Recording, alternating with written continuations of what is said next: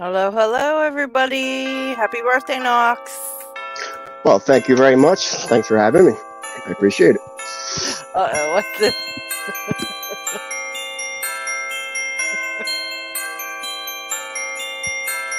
Ooh. It's your birthday, it's your birthday, happy birthday. Oh, there we go. Okay.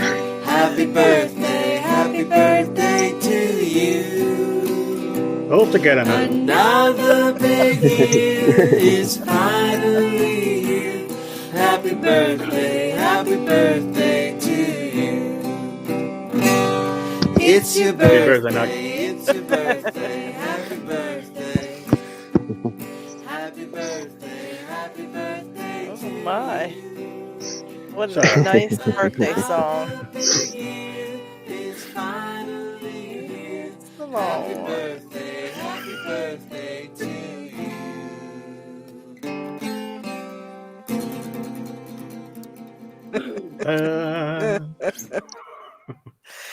All right. Thank you very much, guys. Much appreciated. Well, I'm going to go ahead and let you have a blast hosting the show, and I'm just going to kind of pick and hang out. So, what have you got in store for us today, Knox? Okay. Straight out of the gate, I guess let everybody know about the sticker pack. So, it's actually been 18 months since I've been picking, but a year that I've kind of been consistently having a channel. So over the year, these are all 5 stickers that I've come up with. So this was obviously for today's. So for St. Patrick's Day, the KnoxLocks and LockHeat. This is my original background sticker, obviously right there. That's the banner when you look at my YouTube channel. So that kind of came with that printing. For Knoxtober, which I do for Halloween, I try to start it towards end of August and then let it go for Halloween. But for Knoxtober, for last year, before I got sick, I had these to give out, but unfortunately wasn't able to do it. So that's I was able to have all these stickers left to give you guys today. Yeah. I put the one from today's show that you sent me. I put it on my big sticker mat that I have underneath this. I have huge mat with all the stickers, just like Kraken. I sent him one very cool. to put his stickers on, but I mean it's almost full now. So, but I put yours on the one on there. I've got the other ones here, but I did put one on my sticker mat already. So. And on the day I went to, we got a guest already. All right. Hello. Hey, TLP69, how you doing? Doing good. Go back over to StreamYard. How's it going, man? How you doing today? Doing good. Been busy. Yeah, I've noticed that, man. You've had a lot of videos up the last couple of days. Well, I tend to do my weekday standard stuff during the weekend and just schedule it. Oh, okay. What I found was it was just too hard to keep up getting them out during the week and trying to put them together during the week when I'm also supposed to be working. So stop doing anything like that and just start getting them done on Saturday and Sundays. But, yeah, we've increased the output for how often we're putting the interviews out. So, but lots of great names coming up, including part 2, Lady Locks, this Wednesday. Ooh. Oh, very good. Okay. Yep. Very good. I looked back. And there will be an interview with the interviewers episode coming out as well. We just have to figure out when we're going to do that. So that's going to be a good There one. you go. There you go. Because I was looking back and the original first episode came out in October, and I was reflecting to some others on the interview server today that in that time period since October, what Lady Locks' journey has been like. She's done so much, and it just comes so far with what she's been doing, and especially the involvement in the community has just been amazing. So. Oh, thank you. Oh, absolutely. I feel for the for the last year, kind of the void that Bosnian Bill left in his retirement, and then shortly after him, Lockpicking Lawyer, when he created Covert Instruments, really, cut down his content to next to, nothing. And I really feel like, with Picking Time and especially, Lockpicker 69's content as far as diversity, from interviews to this old lock to, it's been a lot of content where there's been a void that's been needing to be filled. And that's cool that you guys have been able to step that up and, fill that void that they kind of left behind. Well, thank you for that.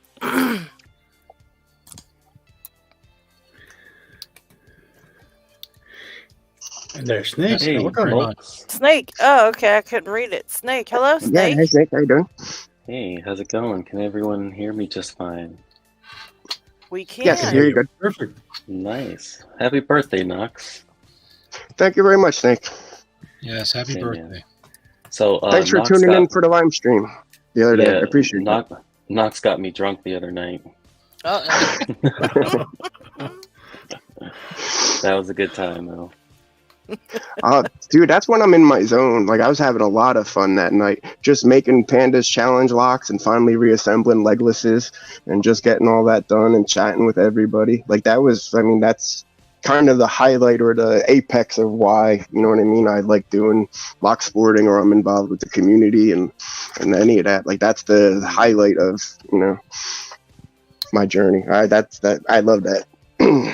That's my happiest. This is what we're working with today, then, for Uh-oh. celebrating for your birthday here. Okay. Hey, Picksmith. Hello, everybody. How's everybody? And happy birthday, Knox. Thank you very much. Much appreciated. Hey, Picksmith. Hey, TLP. Ah. Everybody's coming in. And it's Dev. Dev. I'm upside down. On the side of the room. Yeah, you are upside down. He's having a bad day. See if I We'll can put fix you that. on the bottom, Dev. Just Oh, what the hell? I I'll can't. make you feel at home. Hey, give me 1 second. Picksmith got it upside down. One of those days. It is. Yeah, that's one of my birthday presents to myself was that pick from Lockpicking Dev that I'd like to show off in a little bit. That thing Skulls- was so skulls and cool. keys. I saw Yeah. that on Facebook, I think, when he made it, and I was like, man, that's freaking awesome. Oh, Paracentric says he's been drinking for 3 days straight. Just flew home a little while ago. I believe that. Interesting. This is the weekend. Everybody's Irish, right?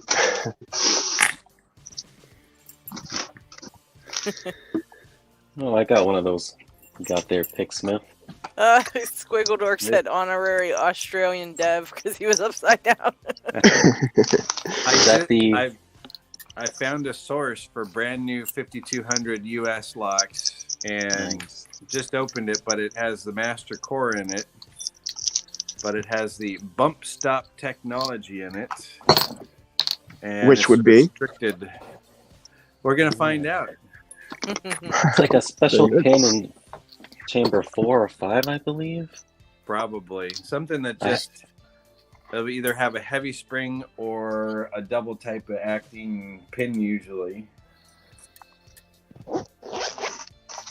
Yeah, I've never gutted mine, but this one also came in the box that says it has that bump stop. So I'm excited to see what you encounter there. We'll find out together. Yeah. There's Dev, Hey. right side up. The world is all right now. I swear I haven't had a drink yet. It's here ready for it though. Steve's lockpicking says he loves the green logo locks, Knox. Thank you very much. And Panda Frog says happy birthday. Oh, thank you, Panda. Ooh. Yeah, I have a 5-hour video, if you weren't aware, Panda, pretty much making your right here. I'm going to engrave it after picking time and send it off to you. That'll be off to you tomorrow. But yeah, you got all types of traps and it is fully functional because not all the pack locks came that way. So this is a fully functional one. You made that the challenge lock? Oh yeah, that's we've got a few good traps in here. Nice. And then they're similar to the ones I made for legless, just in different spots. You know, don't want to repeat the same exact technique over and over. All right.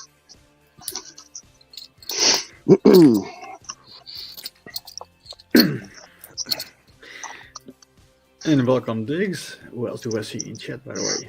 Because we haven't did a round. I see Dana, Steve, Swinkledork, Brett, Luckracken, Paracentric, Delp, Malcolm. Nice full house, by the way. Jeff, Yeah. D-Mac, Isaac. Even Panda Frog in there too. Yeah. Wow, thank you everybody for showing up. Much appreciated. Yeah, so right before my birthday, it showed up just in time. Me and Panda had worked out a trade. I'll tell you a little Panda story. So rewind a year ago, and Mini Panda Frog 2 was the giveaway that Panda Frog was having. And he asked you to name the 3 ways to enter. Was you can name the date of birth, the weight of the baby, and in centimeters or inches, whatever the length of the baby. So those are your 3 ways to enter.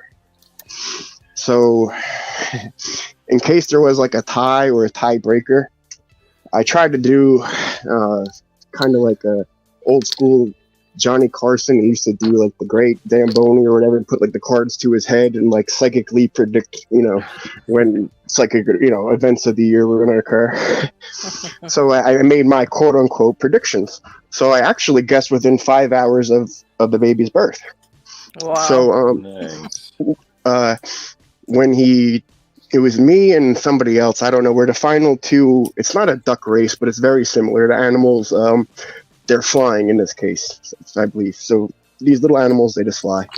So he's switching it at his will at the end of every race, meaning sometimes it's the first person is the winner. Sometimes the person who comes in last is the winner.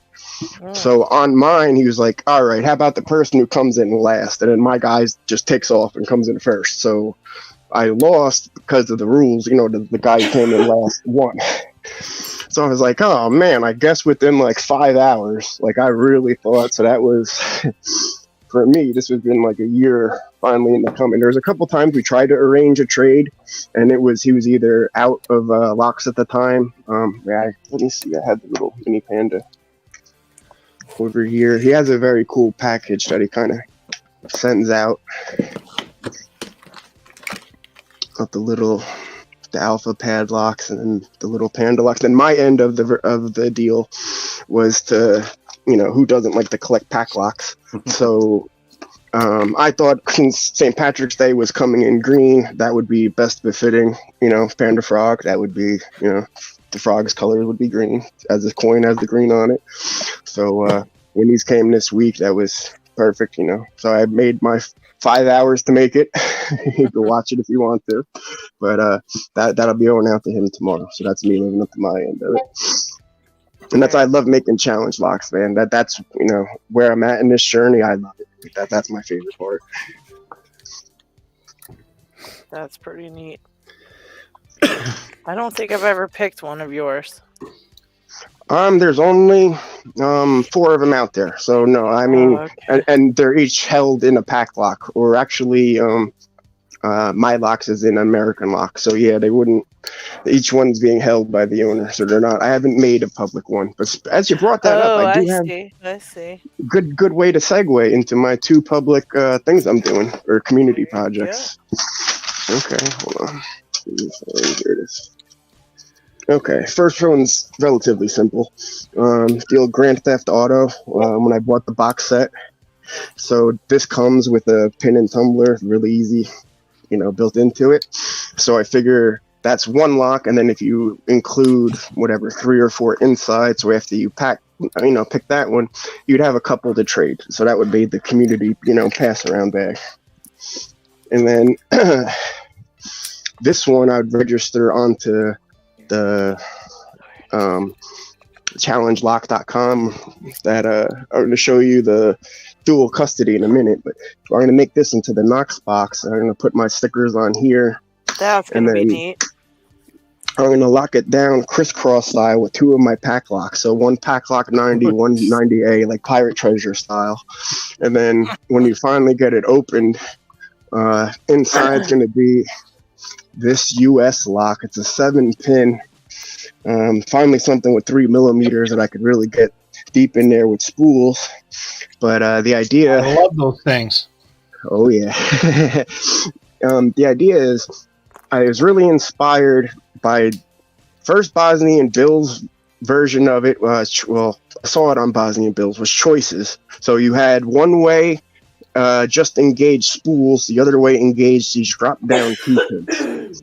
So DMAC did a new school version of it where you don't need the master wafers to pull off the trick. You just cut a little, let me see if I have a core here, something apart. Yes, I do. You bend it. Okay. Nobody. You would just cut a little groove into the core, and it would drop the pin or the trap right down, so you wouldn't brick the core.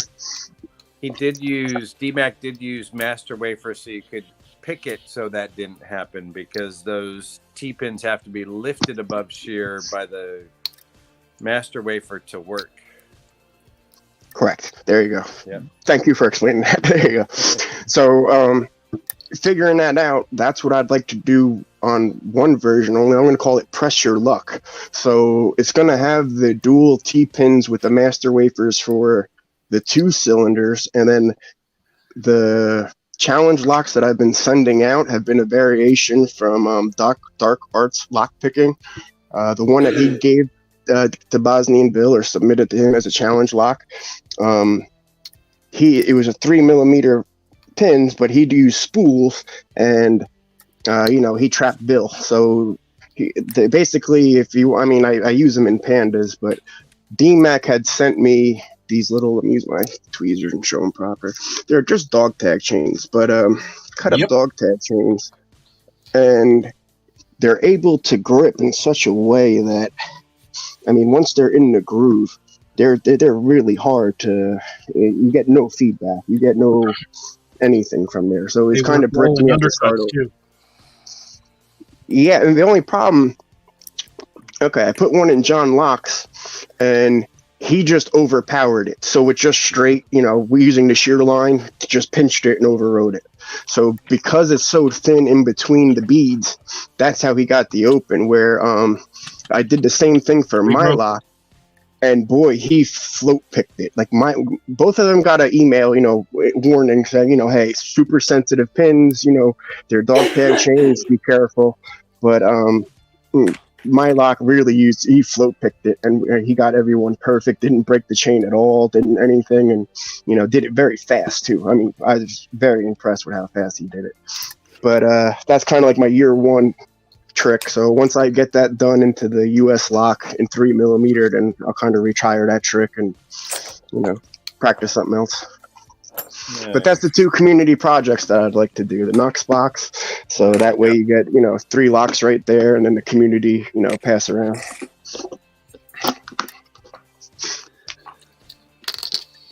Hey Picksmith, this has a crimped core, which is super annoying. I really don't want to deal with that, so I'm not going to look inside. Well, I'll take a look at this one and see. And it may very well have that crimp cord too. If it does with the master, I have a master follower I can go get. And I'm going to need a better screwdriver because this one sucks. For crimped cords, I usually use a wood follower because it usually scrapes the wood and it usually makes it do nice and tight still. Wow. Tough producer. It's not like I said fuck or anything.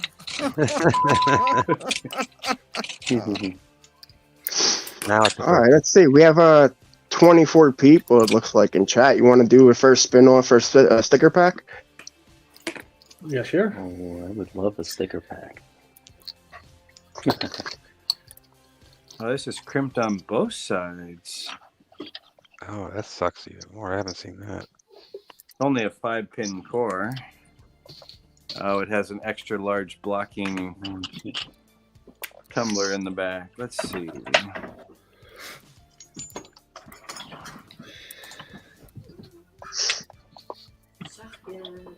So, what's the keyword gonna be for the giveaway? Let's see. For this one, just make it simple. Sticker 1. Sticker in the number 1.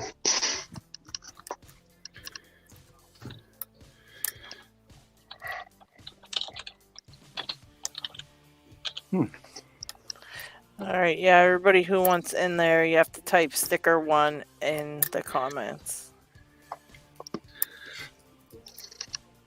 It's not case sensitive, so you just sticker 1 as it is on screen. It will count.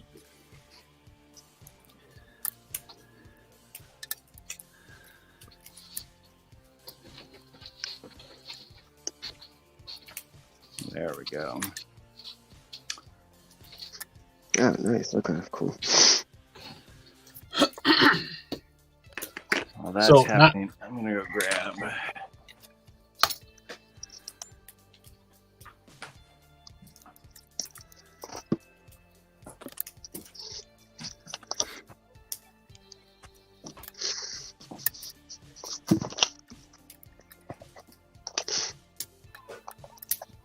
Well, I'll give it a few more seconds, but I think everybody who wants has already Okay. typed.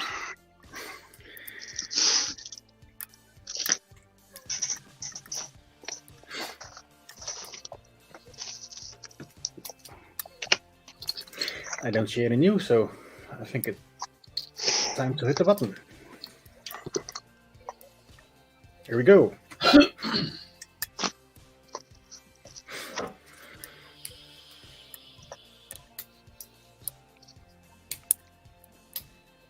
Jeff and things. Congratulations, Okay. Jeff. You just get in touch with KnoxLocks on his email or in Discord or something. And Yep, I'm in touch with Jeff. I got him. Okay. Jeff and things, number 1. Okay.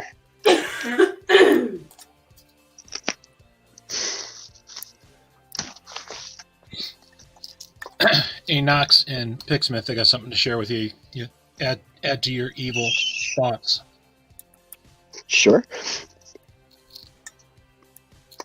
These are, if I can get the camera angle right here. These are small metal, like beads with a channel through them. They're just barely under 3 millimeters. You can put them on a T-pin and make an interesting rattlesnake pin with the round ball beads on them. Oh, wow. Okay. Or you could do what you were doing with the dog chain and put something more Sturdy in there. Wow, sturdy in there. absolutely. Like, you could use some very thin, what's similar to what braided or aircraft style cable that's a bit tougher. The wonderful things you can find on Amazon. Very cool. Yeah, I have been looking everywhere, and I've had a lot of good pointer tips from people in Lockpickers United. I'm trying to find for this ASA. It's apparently a reverse keyway on a not so common ASA. So it was narrowed down to what the keyway was, found it on eBay, but unfortunately it was the reverse version of it, and the seller has not gotten back to me. They're from Brazil. But I was looking, it doesn't need to be a key blank. I would just like to resurrect in any form some type of pins and that. I saw they had, the only thing I can base it on is the ASA logo. So mine, I guess, is what they referred to as a pill shape, or the pill logo. It has like a capsule around it. And other ones are the bold print ASAs or stuff like that. So I saw a couple keys online, But again, the seller, when they sent me the picture, it just doesn't line up with the keyway. But this was a purchase from the Bosnian Bill story I was telling you about. Let me see if I want to find a picture real quick in my tablet of the actual listing so I can show you it. Hold on. I want to see if I could hide the price, show you guys the locks, and I'm curious what you guys, if you were in an auction, what you'd pay for it. I think that'd be an interesting approach.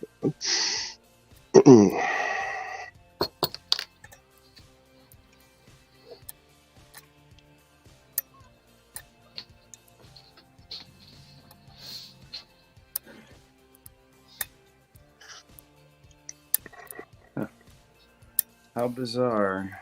How in the hell does that stop bumping? Oh, we can't see it. What is it? Oh, here we go. What you got there? So it was crimped on both sides. And the bump stop pin is in one. It's this little, everything's standard, but it's this little tiny pin, double-ended, and it has almost like a mushroom taper on the very end of it, and that's it. And it's like, what? And they crimp the cylinder on both sides as I'm dropping all the springs because I didn't pay attention. But the housing's copper. That's weird, isn't it? A little bizarre, but I bent one of the crimps out and left one in place, and luckily I have a master original follower that's actually flat on one side. It's for these crimped ones, so it works perfectly. Very cool. But that's the bump stop technology, and it's nothing. That's interesting. I saw one of those recently. I had no idea what it was. Isaac, what in the world? Hey, Isaac. You're looking good, man. Big. How are you? Lord. Oh, hello. Look good, Isaac. Funky monkey. Got it waving.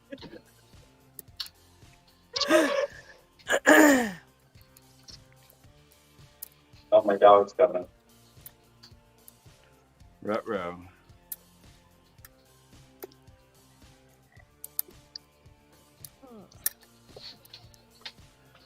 Hey, Isaac, I replied to your message earlier today. Cool. So, you want to talk later today, or? Yeah, you Tuesday can respond was to the better? message. Okay. Tuesday's a good one, so. Sure. Sounds good. It'll be a full week. Yeah, no pressure. I mean, and if the timing doesn't work out, we always have next week. Yep.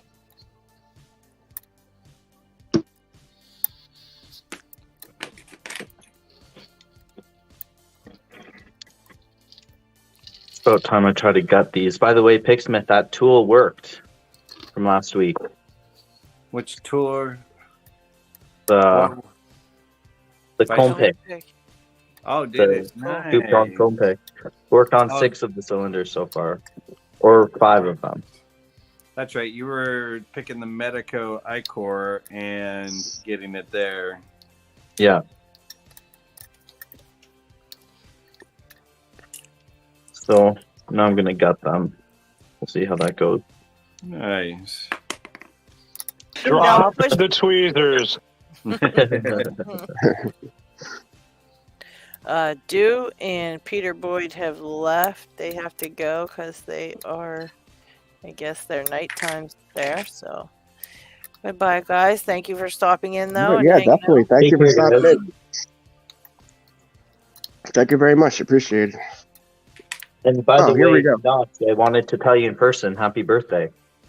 Thank you very much, dude. I much appreciate it. Seriously. That's awesome. I wish you a year filled with happiness, health, and success. Thank you, dude. Much more. And open locks. Yeah, and open locks. That's I great. got you. Okay. I have it. If I could have the top screen for a minute, I want to make sure this doesn't glare. I have it zoomed in here so you can see the lot without seeing the amount I paid. So I'm going to break it down for you because obviously you can't see it good. So this is the blue one I'm about to show you. Well, it's this one right here, the Sergeant that's actually has Zion Lock Labs. That's supposedly linked to Bill. That's one of them.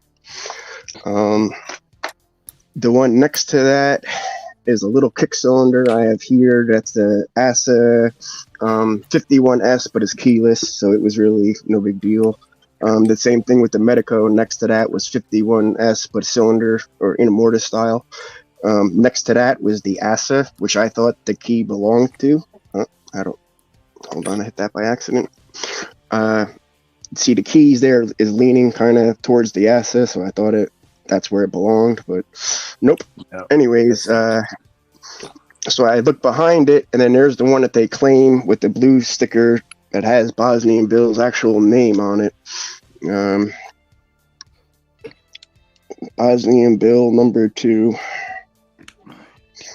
So, they're claiming, and I'll show you the description. So that's a Sergeant. So the first one is a Sergeant lock. The second one is a Corbin, and 2 Medicos, and then in the background, all those little kick cylinders are just standard sledge and quick sets with no keys.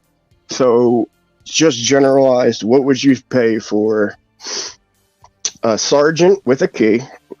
Sergeant with a key. The Corbin with the key, an ASA 700 keyless, a Medico 51S mortise and kick, both keyless. 1, 2, 3, 4, 5, 6, 7 kick cylinders of varying, no name, common sledge quick sets. And then there was 2, I still have them. I don't have any instruments to open them, but they're the little tube locks, like they're circular. I've not really seen them in play in America too much. Yeah, but tubular locks. Yes, tubular locks. There you go. But they're very small and very awkward with the openings. So, given 4 good name locks, and then the rest don't have keys, the Medicos and the ones in the back, what would you have to pay for it? I would say maybe like maximum value. Like if you had to put the value on the locks, like if you were, at the auctioneer that was putting the value on this for someone else, what was the most you'd put it at? So, but these are Bosnian Bill's locks, correct? Right, correct. That's what they're claiming. I mean, because basic Discord value, that's what, 100, 150? That's basically what I was going to say. Exactly what I was going to say. They're not worth a whole heck of a lot, but if those Sergeant and the other one the are most like 200, if right it's all now, correct in their condition. That was the way my brain broke it down. I was like, if these are supposedly pinned by Bill, even the ones without keys, just to have the ASA pins and the Medicos, those should be something wicked. And luckily, I only paid $91 and then $10 for shipping, because when the ASA showed up, the core fell out. Didn't even have a C clip, no pins. Yeah, the only 2 locks that were worth their salt are the two that were supposedly labeled by Bill. I mean, the whole thing's supposed to be by him and his Zion Lock Labs, but I never heard Bill refer to himself as Zion Lock Labs, so I don't even know that they're necessarily connected. But it might be a gimmicky type of thing because he's famous on YouTube, and they might know that they'll sell the locks that way. Yeah. Yep. So that's why I did it based on the price per lock. Yep. That's a very fair price to pay for. Yep, all those. very good deal. Yeah. You paid $90 altogether. Here. Hello. Hey, vacation. Hey, buddy. I'm gonna try my hand at some impressioning down here, so let me know if my face enters the frame and all that kind of good stuff. But Make that file sing for us. Yeah, I'm gonna probably end up muting because oh my goodness, does it ever make a really grating noise? But yeah, indeed, got a little American lock right here, and then just got all the files, and I am using Vice Grips still because I do not have anything super fancy. So we'll see how it goes. Vice Grips work perfectly. Yeah. So now here's the tail end of that story. So in the bidding of that, I was going to top out at $82, right? So when I was typing it in, if you see on the max thing, it says your max bid is $8,204. I was like, yo, and now all of a sudden it jumps up from $30 to $50 and it's going up. And I'm like, yo, it's got Bosnian Bill's name on it. Like people, there's only 22 bids. So, I mean, if it went above, like in my head, I put the $100 price tag.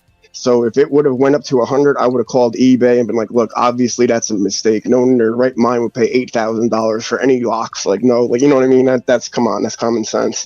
I mean, I don't know what the, ironclad part, I'm hoping I'd be able to get out of it. But luckily, it was only bid up to 86. So but that could have went very wrong very fast. $8,000 for that lock. Yeah, some could have been Bosnian Bill locks. Yeah.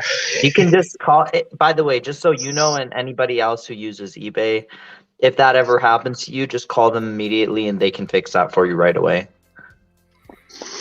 Yeah, I was just watching it go up, man. I was like, oh, don't break 100. Don't break 100. And that, thankfully, it closed out, like I said, at that. I'm trying Even to if see, it does and it happens, whatever, just call them right away and then they'll fix it for you. Usually it's pretty straightforward and it's just annoying for the seller to deal with. But if it's not something that happens often, they're not going to give you any trouble for it. Yeah, that's what I figured. Just even if I tried to explain common sense, like no one would pay $8,000. You know what I mean? Or a bid like that. Obviously, that was a technicality error. Like and especially when they see the price of it. I got myself an open. Has anybody seen a Tomy before? Oh, what is it? Tomy? Tomy? Yeah. Yeah. Nice. It's a whole lot of anything special in it. Oh, well, lots of spools.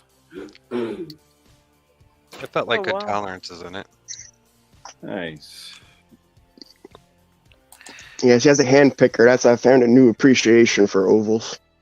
Like I've mostly been doing mortises, and I'll throw them in here. So this little sphere has been a good friend of mine. So I'll either put it in here or, I do have a vise and I do work that out, but I prefer to, in my comfort, hand pick. And that's what for my birthday, I swore I was done buying picks. And yeah, right. I guess a lot of people have said that before. So I guess about a year ago, I made my first order from Kicks for a personal pick, and it was one of his notched with the Phoenix handle. And I saw this guy in the background, and it was just a personal piece he made, and it's let me bring my light over here a little bit. It's got this cool kind of tiger stripe to it, but the important part is by hand, you could see where his thumbs made these little imprints. And what I love, I have very huge hands, man. I'm 6'3", I have very big hands. So I'm able to choke up if I need to feel sensitivity a little more, or I can stay a more relaxed grip. And the fact that it's, got all the different notches in there, it really it's comfortable in any position. So in finding a resin pick like that, the other one I was lucky enough to win, I told the story on Lockbreaker 69 interview of D-Mac and what I call the called shot. Like I wanted this Nessie in the worst way. I didn't have anything from Lock tools, and I really wanted to try speed picking. So as far as having the triple peak on one side and the short hook on the other, I thought it was awesome. And again, with the epoxy handled on there, it's a very quick spin. So you can literally rake it like that and just spin it. And it's very quick if you're a very good device for speed picking. Nice. But in both, I realized I really like, because I'm also, I guess I should, if you haven't seen the interview, you would know, I'm very hard of hearing. So I was in a car accident, head-on collision with a drunk driver, hit me and my girlfriend. And yeah, so that's part of it. Very bad. You're okay though. Yeah, very bad weekend. Yeah, so I had to do, cognitive exercises, speech therapy. It was bad for a minute. So, in kind of coming out of that, I can't, I've allowed tinnitus ringing in my ears. So I can't hear a lot of like clicks and stuff. Yeah, dude, it's real bad at night. But that's also how I found Lockpicking Lawyer, or stayed with Lockpicking Lawyer. Like when I had to sleep at night, I got to put headphones in and have something kind of going. And his monotone voice. Insane. Yeah, and his monotone voice. Oh, you have it too? Okay. You to sleep. Yeah, I do as well. I've been through chemotherapy. Oh wow. Yes. So like if my brother, for example, he doesn't even pick locks, and he'll know I'm close to just from what he's seen on videos and watched me pick. Oh, that's about to pop, and all of a sudden, like, how do you know? Oh, I heard the clicks, but you set 4 out of the 1. You were about to, you were close to popping it, and I can't even hear that. But with these resin handled this one here is my birthday present to myself, and this was made by Lockpicking Dev, just his skulls and keys. Dev, that thing is badass. Love that one. Thank you. Beautiful. What I love about this one in particular is its width. Okay, so if I show you, this was the first one I was talking about from Kicks. I mean, that's skinny. The second one from BMAC has a little more width to it, and then it's able to roll. That's what's good about that one if you're into speed picking. But for this one, I mean, that's wide. And the trade-off for me, like for example, I love bare bones, but in order to use the femur handle, you're losing a lot of feedback. Like the fact it's only being hinged on a the y-axis over here or the x-axis, depending on which version of this you have. It has a little bit of wiggle room, and between that little bit of wiggle room and the dampening of the feedback, this keeps me in the game because. If I stay with something small like the other picks or something Sparrow style or God forbid multi-pick, and I love multi-pick. They're my favorite. If I had a gun to my head, if it was like, Knox, you got to get this lock open as fast as possible, then I'd probably grab my multi-picks. The problem is I wouldn't be able to try it for more than 3 to 5 minutes because my hands would be all cramped up from squeezing the pick. So, you can't pick if you can't pick. So the trade-off, is the wider handle. And for me, the resin handles scream. Like I can feel that binding pin. I can feel the feedback from the spools. And I mean, this guy's so fat. And to my luck, he scraped it at an angle that it fits my thumb perfect. Like, I mean, I couldn't request it better made. It just out for you. That's awesome. Awesome. No, exactly. It worked out in my favor. As a hand picker, I could see how this might be a slight disadvantage if you were working in a vise, you know what I mean? Or at a doorknob or something like that where you were forced to work forward. I could see if you were a little bit. The way that I pick, that is a perfect ledge, and that the feedback comes right through my fingers, right through the resin. Well, like Dev meant to do that. He did that. He meant to do that perfect. Yeah. For you fit your hand, so absolutely perfect. And it does. It's a great pick, man. I love it. Thank you. Oh, that's awesome. That's when I saw you put the other ones up there. I was like, whoa. I got, that's an awesome medium hook, but I can use a short hook. I could use a brother.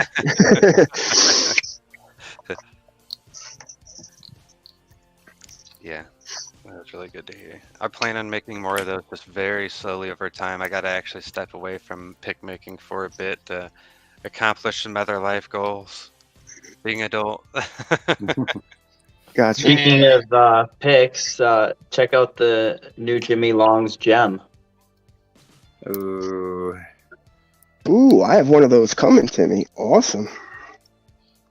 Man, awesome. I'm jealous. I want one so bad. I just made it out of the flat one.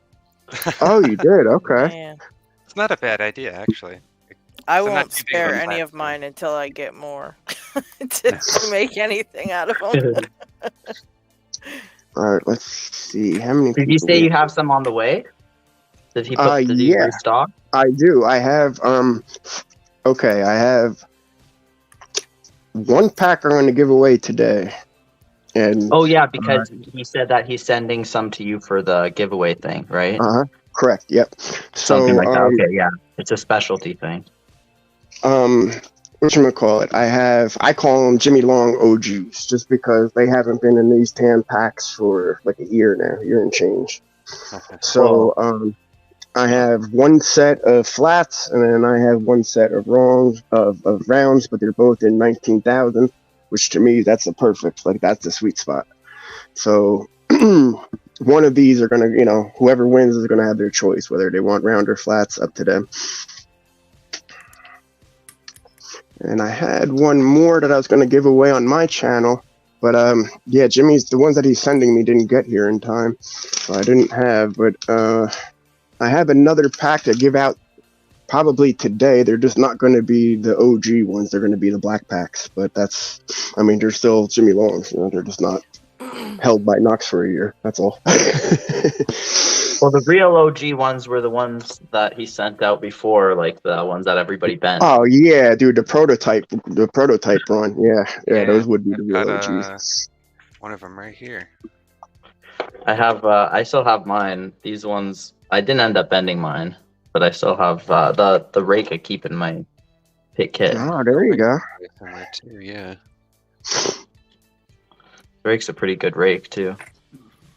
Not that I rake locks so often, but when I do, that one is it's nice and thin and it works really well. So I love how light they are. Like for the weight of a pick, to me, those the foam handles and everything, they're super light. Like I love how light they are. Yeah. And ready to go straight out of the pack too. Like you don't need to really, like Petersons and stuff like that. You got to sharpen them up a little bit or whatever to, not bite into your lock or to get the distortion out of there. But I mean, Jimmy Long, untouched. I mean, they're trying to at least tumble to a good mirror.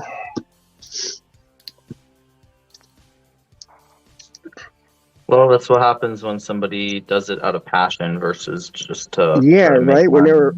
When they're a real picker and they care what they're putting out in the community, you get a real product, man. And that's what these are, like straight out of the pack. I've not touched these at all. But these are the ones I'm going to be giving away today. His motivation was he wanted to put quality tools in the hands of every picker, and he saw the prices of higher end tools out there and wanted to do something to help people have better picks and not wind up spending a fortune to get them. Yeah.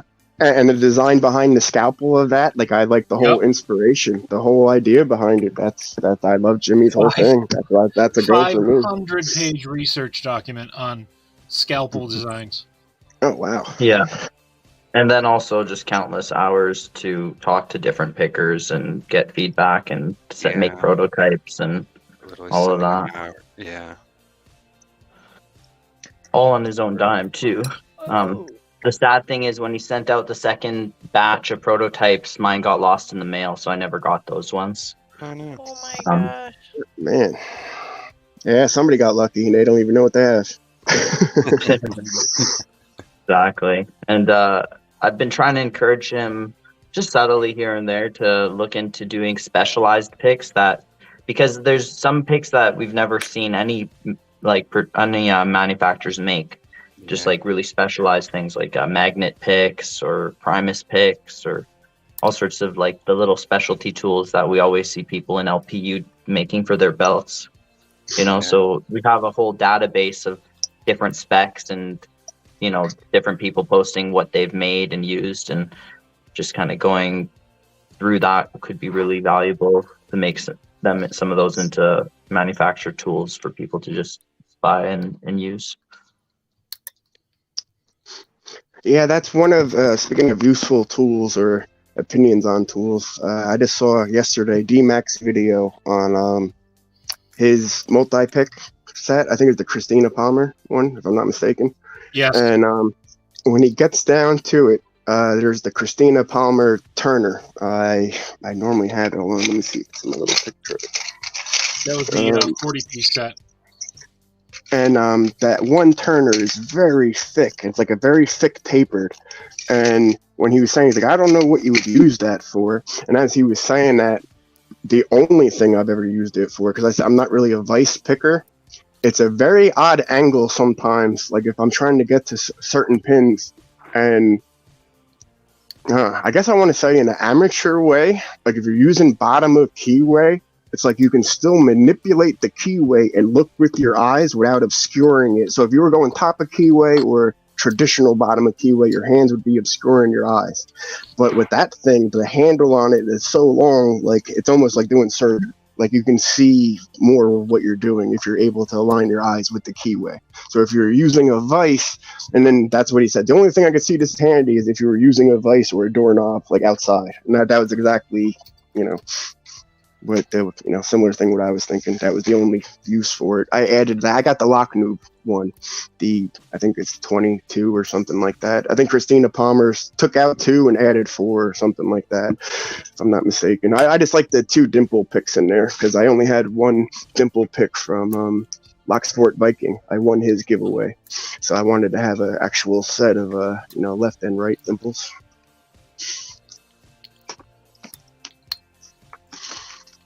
That's pretty cool.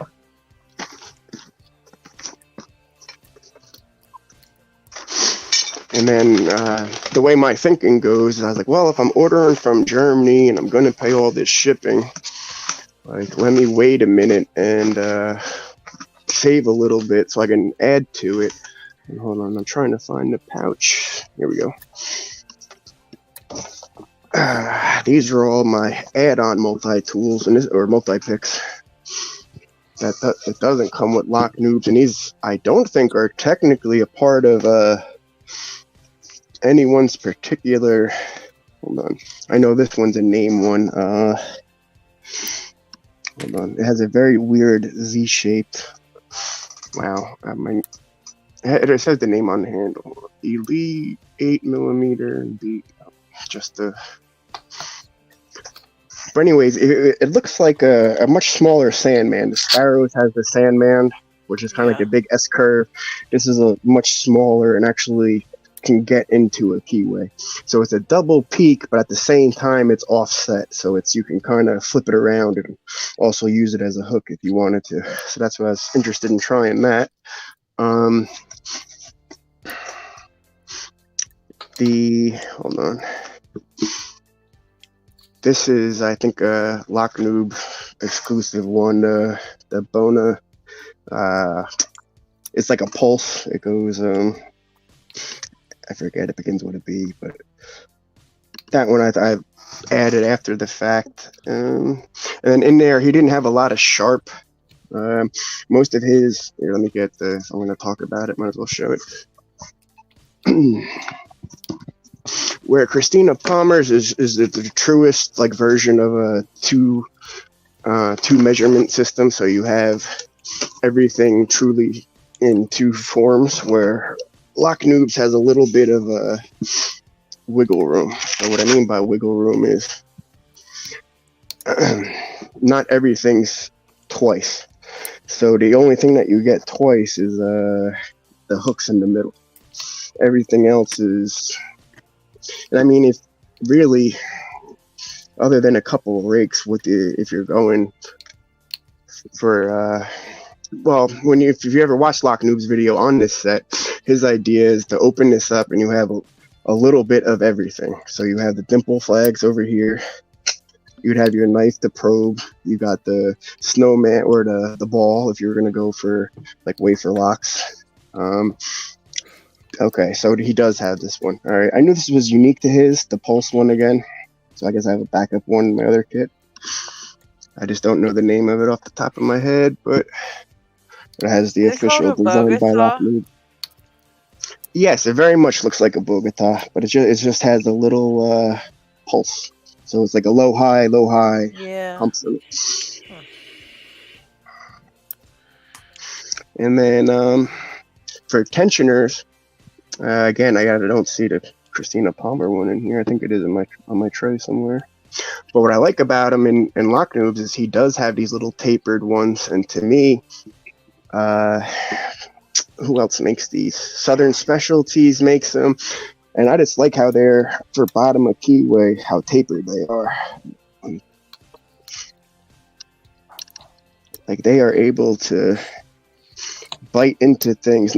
They have a very narrow. Yeah, come on. Very narrow into keyway entries, so you can actually fit your pick, and with the tapered tip of the turners, you can actually fit all that in the keyway. Where if I show you something out of my pick tray, a traditional Yeah, if you like Southern specialties, check out the Longhorn set. That's what I was just about to show you. Oh, Right here. sorry. I Damn swear it. to God, dude, you're reading my mind. Like that's, I was just about to show you. So, this is a double stacked one. So these are, hold on. This is technically two sets. The Longhorns are these ones for the bottom of keyway, and then these ones are a separate one that are top of keyway. So I just keep them all in the same cool little leather pouch that comes with the Longhorns. So the Longhorns are the bottom of keyways, and then they sell separate little top of keyways. So I'd say for individual, these guys are great, man. Like, I mean, that's I just showed you my main setup as far as tensioning. They have another set you might like too. I can show you. Okay.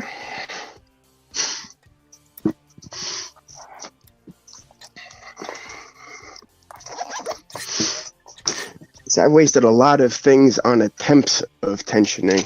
Like, I mean, I guess it's not a waste if you learn something from it, but I mean, I really didn't learn too much from this other than I tensioned too hard. I mean, but other than that, it didn't correct my tensioning. But this in particular is sparrows. I don't think the maker, like, there's nothing wrong with this one, so I don't think if you spent extra for the multi-pick or whatever that it would be any better. It's just the system of grabbing the top and bottom of keyway and having a gauge of how hard or tight you're tensioning. And while that was kind of useful, you know, maybe in the real beginning, it's just not practical because you're not tensioning a lock like that. Like if you're using this to learn how to do it on a real tension tool, this isn't the next step. This is if you don't know how or aren't able to do it any other way. So this would be a last resort, not a first go-to. That one's kind of a gimmicky. Yep. Yeah. And then something that from I believe it was for my birthday, I ordered two major things. One was from Armlock, and the other one was from AMV Heart from Lockpickers United. And this one's from Armlock. So I had bought a couple Abloy Classics, and even though Lockpicker 1969, I believe, asked the question, what's the one lockpick thing that you regret buying? And a couple people mentioned the hold on, I want to show it to you, the dimple lockpick. Hold on, I know I have it. Oh, anyway, they ended up buying one for my birthday, and oh, I'm sorry, disc detainer pick. That's right, it's the Sparrow's disc detainer pick. So anyway, that was a unanimous decision. A lot of people were like, "Yep, I bought it, used it once, never used it again." So being I have really no experience with the Abloy, he surprised me with this cutaway. And Cool. with the cutaway, you can really see as the fingers start to line up. It's like right there, you'll see them start to 1, 2, 3, right there. There's the little bar about to sink into the, just made. There you go, and then it turns. So like you can actually see each one of the discs, in action. So obviously, as I'm practicing with the pick, even though it has set depths, it's much easier to learn by feel than it is to. I think that's what I need to get my hands on.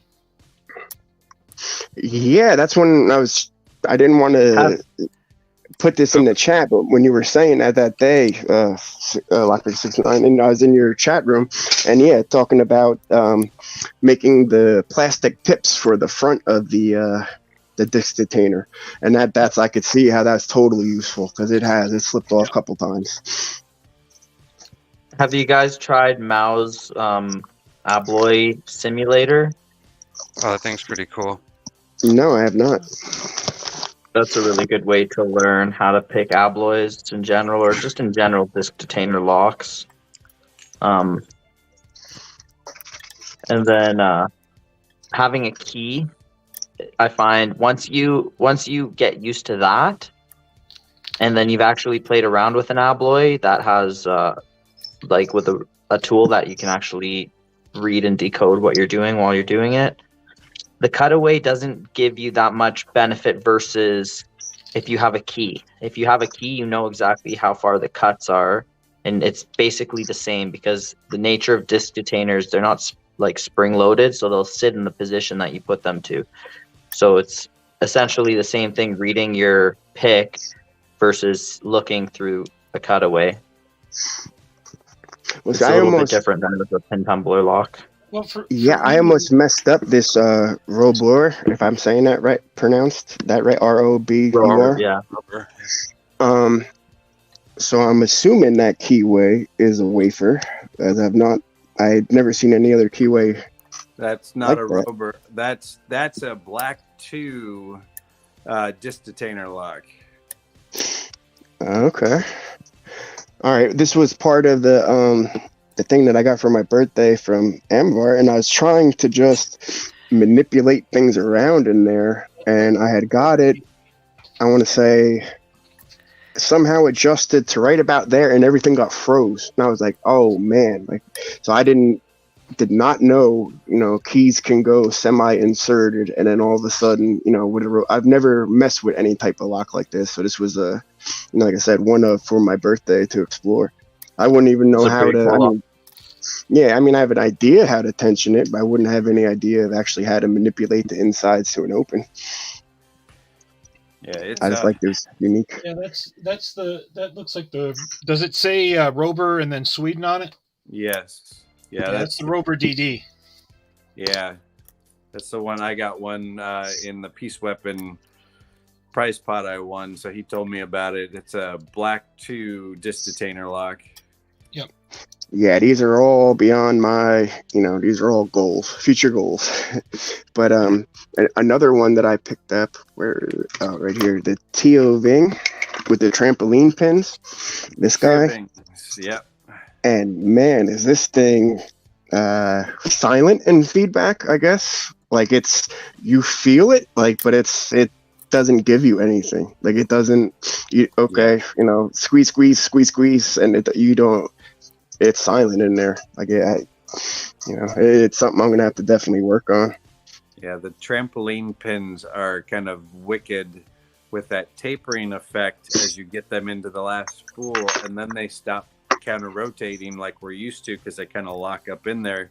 It's where you have to float backward and feel and see which one is actually not set yet, one at a time. That's what makes them tough. I like using those in challenge locks because they are wickedly hard pins. Oh yeah, absolutely. I don't know how. Again, I believe this is one from Armlock. So every one that he had sold me, he has a video on. So if you see any of the ones that I show and you're curious, you want to see Armlock, pick them. He also, hold on, where's my little package down here? He sent me I got an ASA V10. That was the start of our conversation because that was I couldn't find anybody to help me rebuild the ASA 700. So he had made a video on this ASA V10 and then was looking to sell it afterwards. So it started with me wanting to buy this, and then he sent me a picture of a couple other things that he was selling. And one of them was the Tio Ving there, and then the other one is this MNC. And man, this thing is deceptively hard. Like, I was not expecting it to be as hard as it is. Like this, it looks like it has a open keyway. Like to the eye it does, but once you try to really get a pickup in there, it is so small of warding. Like it is so small in there, but it's just enough to block the pick. So you really need like a 15,000 or possibly for the first time ever bust out my sliver set and have to get it to the top of there. I mean, it doesn't have that Yale twist, but it's just a pinch. And then on top of that, just how the pins are, like this is a major milestone for me. I mean, out of the ones I've shown, until I get the Abloy Classic down and even learn sidebars or, these are goal locks, So hopefully, I got a lot of bases covered here. And that was all from Armlock. And then these next thing that I'm going to show you are all from Amhart or AMV Heart, as he's known on Lockpickers United. Amvergart. Always say Amgert. I didn't want to mispronounce them, so that's why I just. It's such a weird spelled name. Okay, so I've never owned a rock or a Lockwood. So I messaged him if he had a rock, and he did not, but he had this Lockwood with the side collars. So to me, that was a close enough. Yeah, shackle guarded. Yep, exactly. Shackle guarded like I wanted, and at the same time, for not having a Lockwood, I was like, you know what, that's a good, nice addition. And That's then the 334 B45 C4. C. Yep, C. 334 C45. That's And then I close. do have the B's right here. This one's the 334 B45. So the only difference is the steel collar and the brass. But I grabbed those, and then what started our conversation was I was actually looking for a Ruco 3 or 4 because I want to see that sleeve, that internal sleeve that Asa only makes. And he only had this Ruco 2 with a twin combi in it. So for the price, it was perfect, for a birthday present, and with package deal and everything. So I actually got myself a Ruco. Oh. There go all the springs for me too. That's all right. Very nice and smooth. Yes. Yes. What did you get? I got Maraxis. Nice. Opens and opens. Yeah, nice opening. What is it? I have picked it. This is CLP's newest challenge lock Maraxis. It's Nice. a 7-pinner in the U.S. And I've been wanting to see what the hell is in this damn thing. Guess we're gonna find out. We're gonna see it.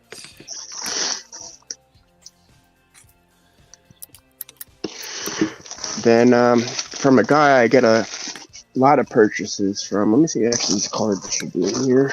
I'll give him a quick little shout out. He goes by Pappy Strowell on eBay. I've done a lot of deals with this guy, so I'd co-sign for him. But he makes challenge locks, and he sends them out in bulks of 4, in batches of 4, and I'm going to show you exactly what you get. So for $30,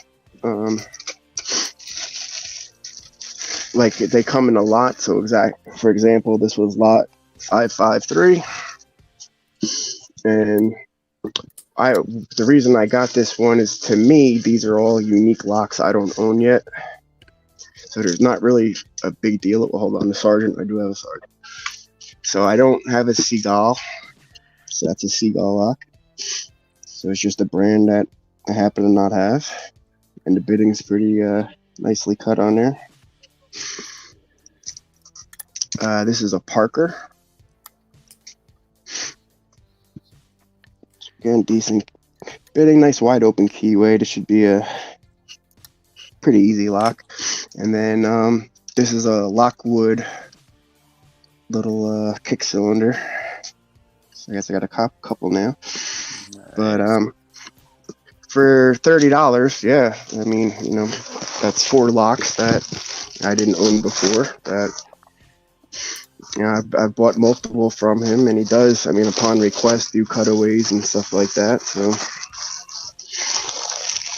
he's a solid guy that, if you send him money, he'll definitely deliver. You don't have to worry about getting, less than what you paid for or something different.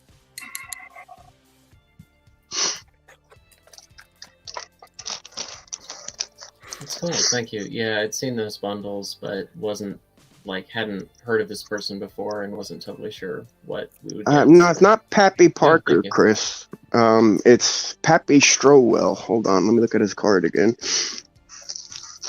But he's been on eBay for a couple years. I'm just answering in chat. I noticed Chris Capone knew the name.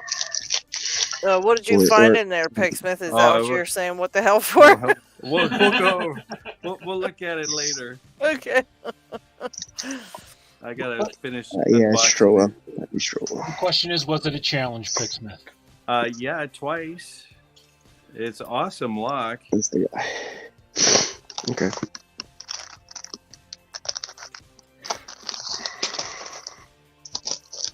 I lost a spring.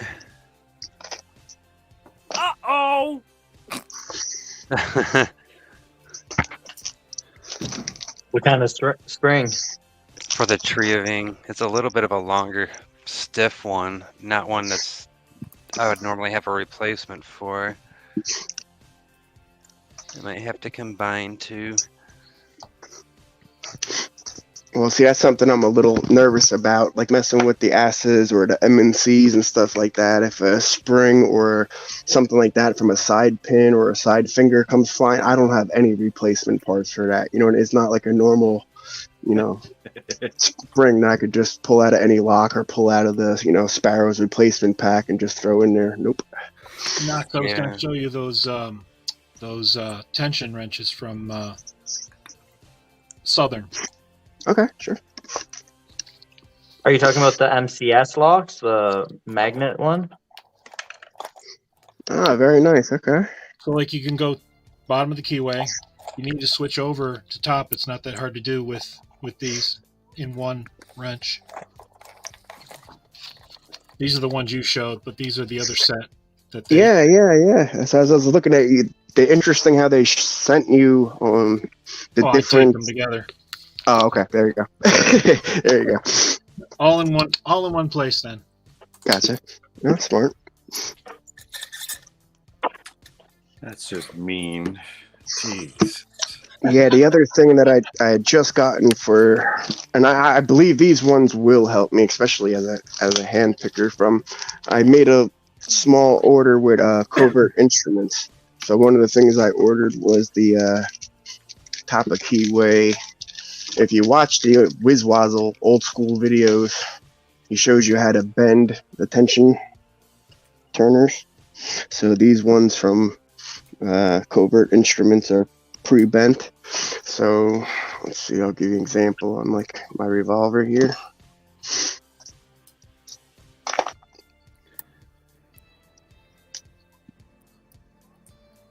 So the idea is, being pre-bent, you can already hold the lock and have it tensioned and still with your finger being straight, and this way you're not having a straight up tension and you still have top of keyway.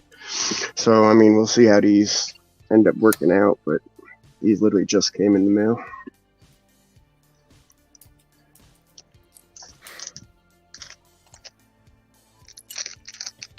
Yep, I felt that one too.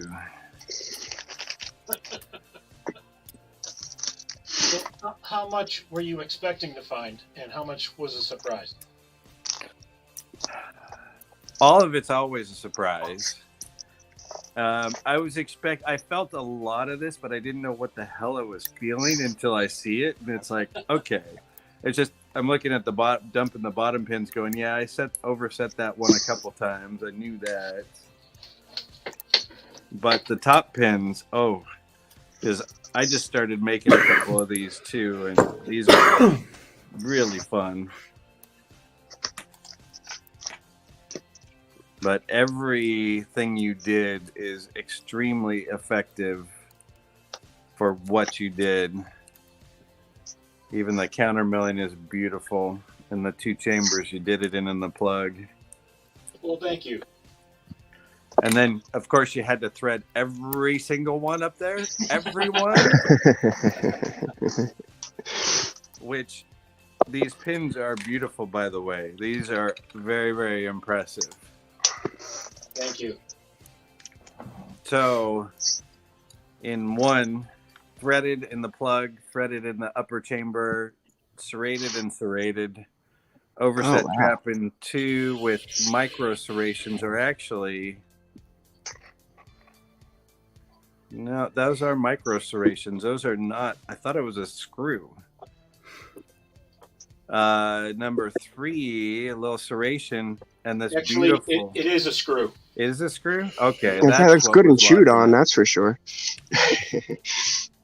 This 2-piece pin, which is gorgeous. I just started making something like this with a bottom spooled section and putting serrations in the tip of it too. Rattlesnake pin, which is beautifully made.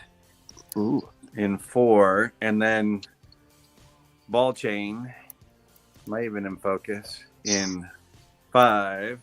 another screw, and then in number 7, just another 2-piece pin, which is very beautiful that way. Even though the last one's a screw too. Okay, that's what it is. Because that one's almost a 0 lift and it barely catches. Yep, doesn't take much to move that just a little bit too far, and then you're caught up. Oh yeah, that you're trapped. Oh, very good. That is a beautiful, beautiful lock. And there's the key binning. Haven't seen it yet. I'm gonna leave it that way. I'm glad you enjoyed it. Yeah, no, that's a good one. Then I'll be happy to get it out there and just let it ride. I wonder who wants it next. You know what? We'll send it to Sadistic. You want it? No. I'll try it next. You still have to finish getting mine first. Yours isn't getting opened. Go ahead and show the logbook. I did. Because I picked it the one time, so I started it. I gotta finish it because I gotta put a narrative into it. Put the day, the time, 2 That's hours awesome. to pick it the first time, sticker, now to see what's in this damn thing. Very nice. So I gotta do a little report and say absolutely beautiful. And these US locks are nice because I tend to use the Ilko version. This is a Lockwood 7-pinner. This is a bunny yip that I can't pick to save my life. This is going down to Australia with a Lockwood 7-pin key. Jesus. I have 8 more of those US lock cylinders to use for more locks, for more challenge locks. So Save them for yourself. I don't want them. No, that was beautiful. That was an awesome lock. thank you. And those pins are amazing.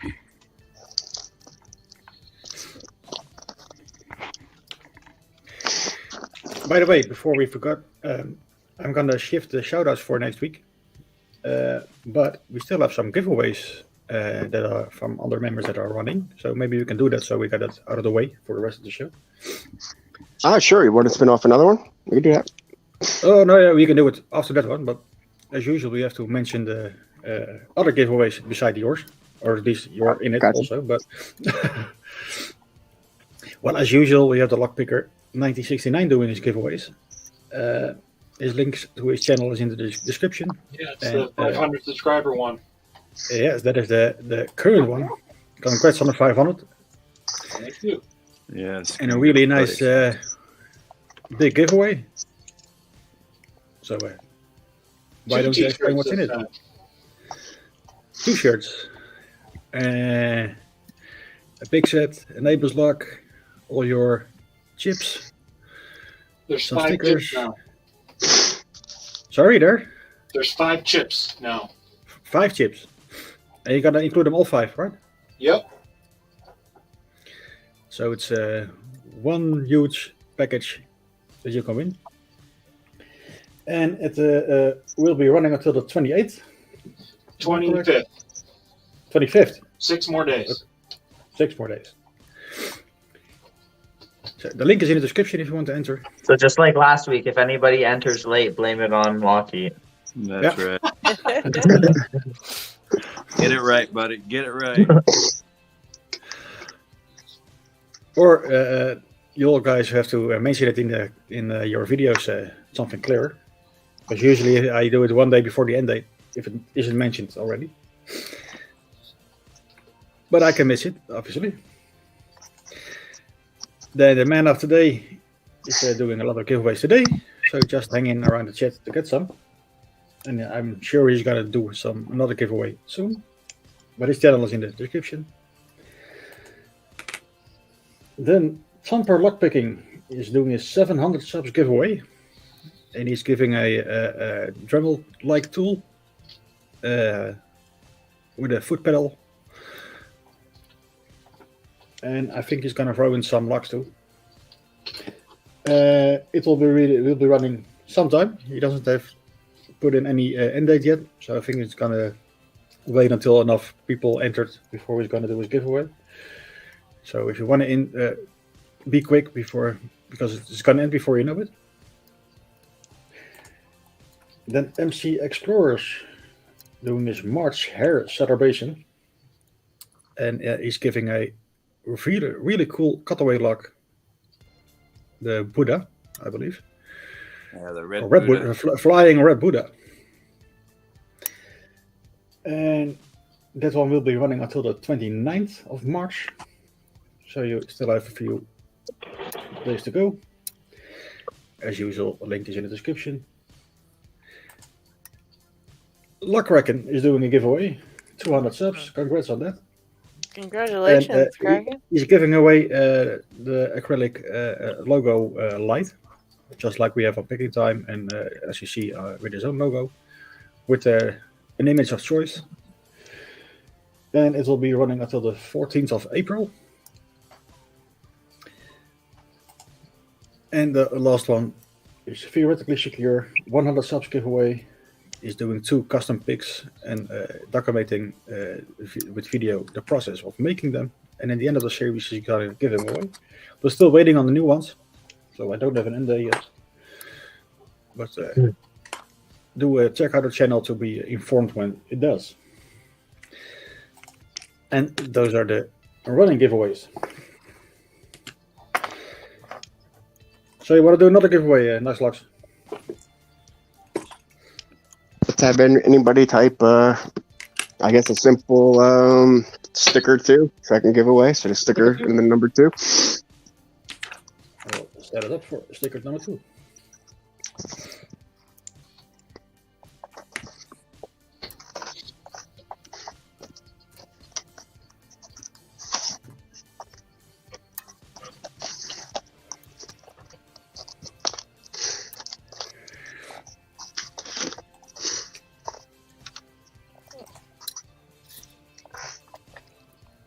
And all you have to do is type in sticker in the number 2 in the chat to be entered.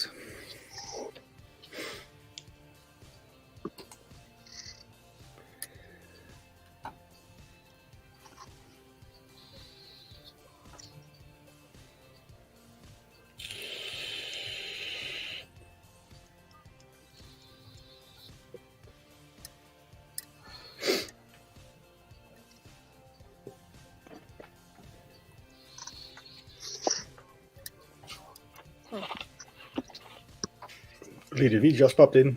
Hello, Lee. Lee. Haley. Chris, it's 2. God. It's Yates, I think.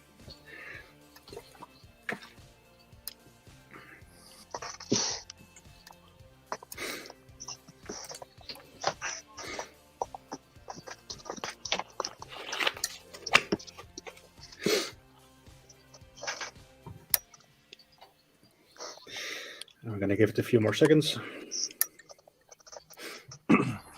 Now I wish I had a second computer. I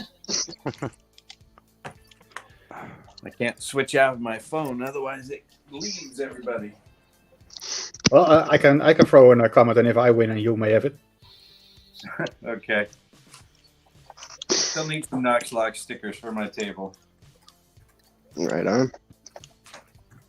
Yes, I intentionally had my little tablet here on the side, so this way I could kind of monitor chat and still be on, like same thing. I only have my phone, so if I didn't borrow this little tablet here for today, I wouldn't be able to see, chat or what's going on.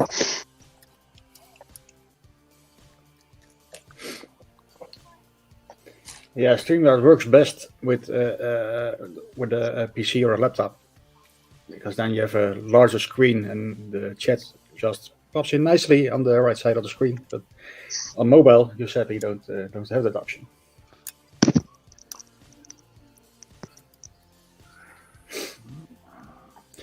Well, I think that's about it. What do you guys think? All right, yeah, let's draw it. Good luck to the winner. Go. Do it.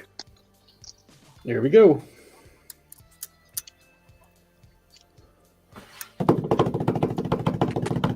The winner is. Dun-dun-dun-dun. Brett.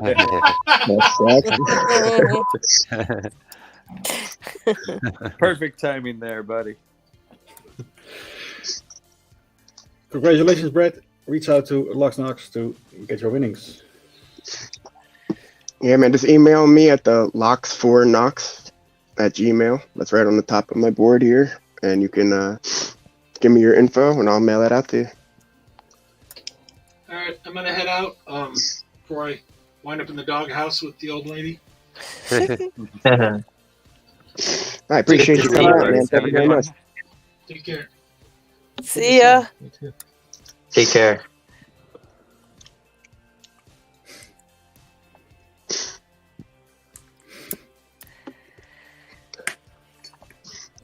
Let's see, I'm trying to think. Is there, Lockheed, a way if somebody types in now? So if I wanted to give away the bare bones thing, well, I'm going to give away the bare bones thing, but people can enter now. So if they put in whatever bare bones won, and I didn't do the drawing for an hour, would you still be able to keep that in the like in a I drawing? think so. Let's test that. Because I think it's just looking at the complete chat instead of the moment you started. So I think we can test that a bit. I'm gonna pick a word I saw in chat. Chris. I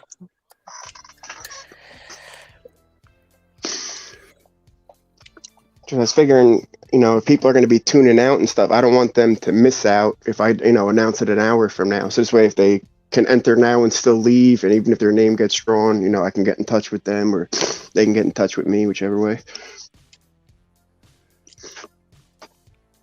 I think that's gonna work, but I don't know. I have to check on how far back the chat goes. So I'm just checking now with some keywords from earlier in the chat.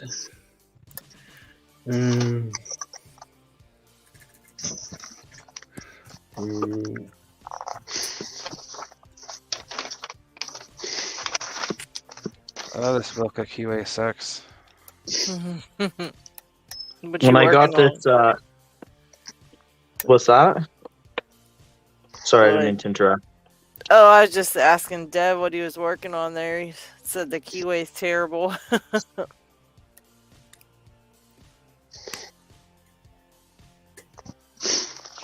What is it, Dev? It's just some Wilka. Not sure what model.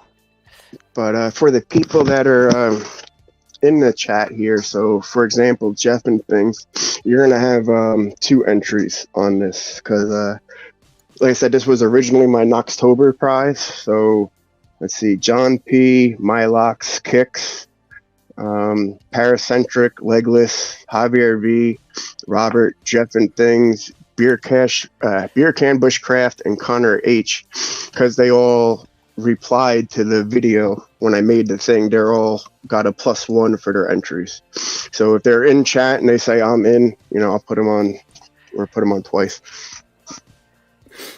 I appreciate them, commenting on the video or taking the time to, write a comment. Well, I just kind of found out, well, not today, but I've been noticing like certain people, I will find out that they put out a video, like it'll come up in our Picking Time Discord or whatever that they put out a video, and I was noticing I'm not getting alerts for any of those. So I went in and I'm checking, and it seems that I haven't put the bell on for anybody. So I subscribed and just like assumed that it would give me the notifications, you know what I mean? And I thought that was like the general thing, like you subscribe and then you'll get notifications and whatever. And I always say it in my videos, like ring the bell for notifications, but I thought that mine was set for just when I click subscribe, it notifies me. And it's like I said, I was finding out I was missing a bunch of videos, and so I have slowly started going into my subscriber list and trying to ring the bell for every single person, because evidently when I just click subscribe, it doesn't work. So weird, because I get them all just being subscribed. Yeah, see, I think mine must be set for like, like the default is just whatever it is, but it doesn't tell me for anybody, so it's really annoying. Same. Because I'm like, I saw your video, Picksmith, the one about peace weapons challenge lock. Oh yeah. And I'm like, why did I miss this? I mean, come on, it's hanging balls. How did I miss that? So I was like looking, and I'm like, I don't even have that on to tell me that you like to alert me that anybody put out a video. I can click like subscriber and check out videos that way, but I like to get alerts so I can watch them when they come out or as soon as I see it, like when I have a minute, because there's so many that I like to watch that I was just kind of like bummed about that. So I've missed so many videos. It's insane. But back to you, KnoxLocks, on your question. It seems so that it can rock a record back in time, so to speak. So if you just can pass me some keyword they need to use in their comment to be entered in that giveaway. Let's see. How about for the giveaway for the bare bones you're talking about, for the big giveaway? How about I love bones? Right there with hanging balls. Did you say I love boobs?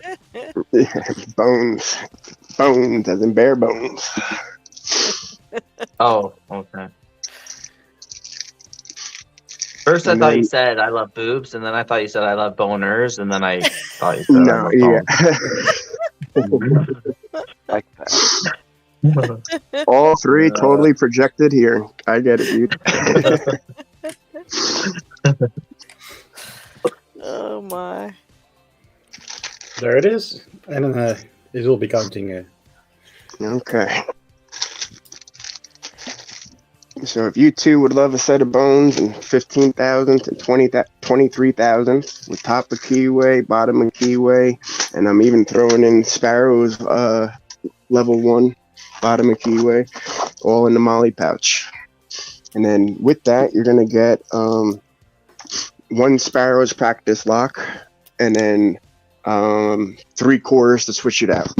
So, I mean, that's a pretty good beginner set. I mean, you got 2 different gauges, you got top and bottom keyways, you got a practice lock and 3 cores to swap them out, 3 different keyways to learn.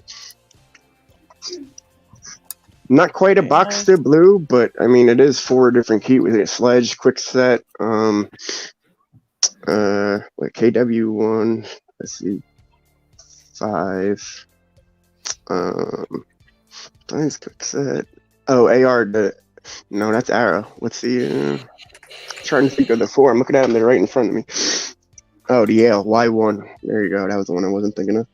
But, yeah, so you're going to get a full Sparrows record kit, and then you're going to get 1, you're choosing. I mean, it's up to you. A 5-pin, honestly, is the same. So Anybody sorry. Whether it's you want, a 3-pin or something, if you just want to practice or just starting out, you just let me know which one you want. And then I'll send you a little goodies package of different security pins, just standard Sparrows ones. Nice.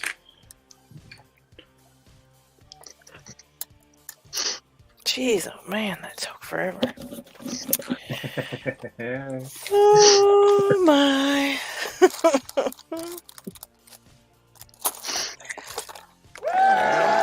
am I looking for? Yay. There you go. Is that the 6? Yes, yeah, the Nice. 6. I'm just Good gonna job. keep doing the 6 for like a really long time. Yeah. It still makes me feel happy that it opens. It's wickedly hard, isn't it? It's stupid hard. It's just everything needs like one last little nudge, and then it's just one of them that's just like sitting there waiting for you, and you're nudging them all, and even when you nudge them all once, it doesn't really work sometimes, so you gotta do it like 72 times. Uh-huh. Yep. Welcome to the tapers of a U9. I hate tapers. That was the thing that held me up the longest, and I didn't realize it until I progressed it. I remember you saying that. Yeah, I appreciate these sidebars. That's what I kept saying greatly. too. Because I knew that was what was holding you up too, and I knew for me personally, it took progressive pinning it to really understand that.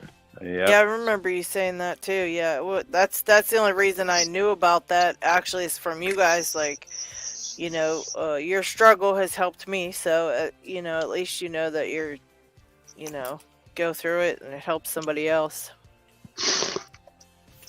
That's what it's all about. Chris likes tapers. I can't believe you right now, Chris. Well, I like regular tapers, but those tapers, no. No. They're like not. I mean, I don't even in my brain. I can't see how they're tapers. I can't see it in my head, so it makes it a little more like difficult for me to understand what the heck's going on. But I know that a lot they're harder, there, sure. and like I know that it's a possibility. So I'm kind of like, okay, touch everything again. Yeah, you just lessen up just a microgram on your tension, and then just start beating the crap out of them. Yeah, because I've been picking it with really heavy tension. It seems to work rather well. But it's a reverse taper, so that sidebar is sitting in a valley, pressed on it, and you have to come up and over it before it drops into the gate. I actually found that. That's what I was saying to you. I'm like, I feel like I'm, what did I say? I felt like I was float picking one of them because I had to really play with the tension perfectly to get that one to set. And it was so annoying until I figured it out. And then it was like, okay, I got this now. But I'm thinking, geez, what happens if this happens on 4 of them? What am I going to do then? Because it's like, everything drops suddenly too. It's not like just the oversets will drop. I found everything just kind of goes back. So I'm like, man. Yep. No, I found when I picked it finally that I had to nudge like 3 of them. I felt a couple of the close ones up front kind of just give a little bit, but it was the back one, the very high back one for me that was just, and in my video I say that it's like I'm on the tapers now. I know that this is where every lever needs to be finally, and then it's like hunt and play whack-a-mole with those damn things. I do like how the feedback is though, because I really am understanding. I mean, on this one I found that it's kind of rather easy, the feedback. I mean, either it's jiggling because it's set, or it's not moving and it needs pushed on. I mean, that's pretty much it for every single thing. But if you don't know, that you overset something, you're kind of screwed but the oversets, I mean, they don't bind. So, I mean, it's really, I kind of feel like the feedback's easy, but the whole entire lock, even though you know what's happening, it's still hard to get it to work. Jen, let me see if I can explain to you how the tapers work, because you said you don't understand them. Yeah, but, I mean, I get what's happening. Like, I get that it's tapered, and I know what I have to do, but in my brain, I can't see what's going on in there. So it's like what Picksmith was just saying, the reverse taper. So look at this very last one here, because they all have it, but let's see if I can get it to show a little bit. Can you see that on that last one there, or is it too dark? It's a little dark. Yeah, it's a little dark. Let me see if I can shine a secondary light on it from above. Try from here. Okay, I see some stuff now. So what I'll do? I'll explain it to you this way. If you look at your lock, if you take it out like this, you'll see all the gates are here. If you see any sections that have the serrations, that's pretty clear to tell. Yeah. Right? And I'll take some pictures and I'll show you in a message too. Okay. But any section that doesn't have those serrations, there's thinner serrations and then there's like wider serrations, but then there's just basically like flat spots. Yeah, I've seen the flat spots, yeah. Those are the tapers. Flat spots are the taper because they're angled. they're angled slightly. It's not Okay. actually flat. It's slightly angled towards, like away from the sidebar gap. Okay. So it ramps up towards the sidebar gap at the end. So you have to, it's like you're climbing over a bump and then you pop into the sidebar gap basically. Boy. Yeah. So anyways, I'll take some better pictures. It's just like I can't show it too well here, unfortunately. Yeah, they're very hard to see in there. It's kind of hard to see everything. I mean, even when I'm looking at mine sitting in front of me, I'm like, Well, you can kind of see that the third one. So let's go based off the third one there. So the third one, right now it's the serrations that are in the gate. So this is where the sidebar sits. So the third one is right here. So you can see those are serrations there. When it's all the way in, there's a nice deep gap. That's this gap right here. That's the true gate. But just a little bit past the true gate, there's a flat spot, and that flat spot's the tapered section. wow. Okay. And you will find them in front of the gate always in a few different places. Okay. And so you can even have them in a minimal set one, a deep one. Oh, jeez. Chris! Hello. How's Hello. it going, Chris? Going Good to see well. you, buddy. Going well. Well, glad to hear it. Yes. Yes, Lady Locks, you have to push that bell. Punch. I just thought mine was automatically set to that, like, you know, that everything should to show me what I want. I think everything should always just do what I want it to, and when it doesn't, I get mad. Automatically. That way. Totally that way. It should know what I want, okay? Yeah. It's like, come on, man. These devices should be totally intuitive. When it's supposed to be I love bare bones, it should just type it in for you. It should. There you go. But it just depends which day of the week it is also. Some days I just, go with the flow. But other days, I mean... I love bones. Picksmiths just yelled at me because I wanted my locks to just open.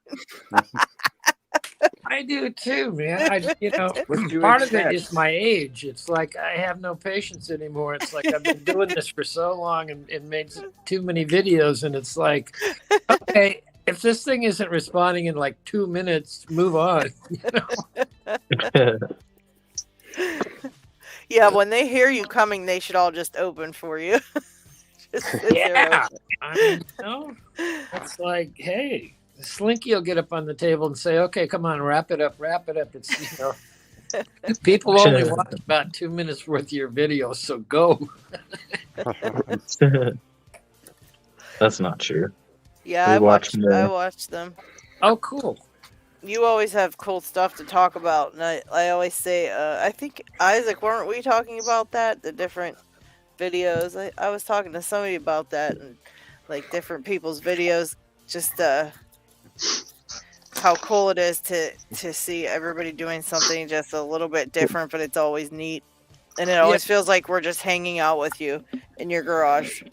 Yeah, I think I was talking about that. Here's a good way to segue into this. I mean, I was writing for things just to touch on today.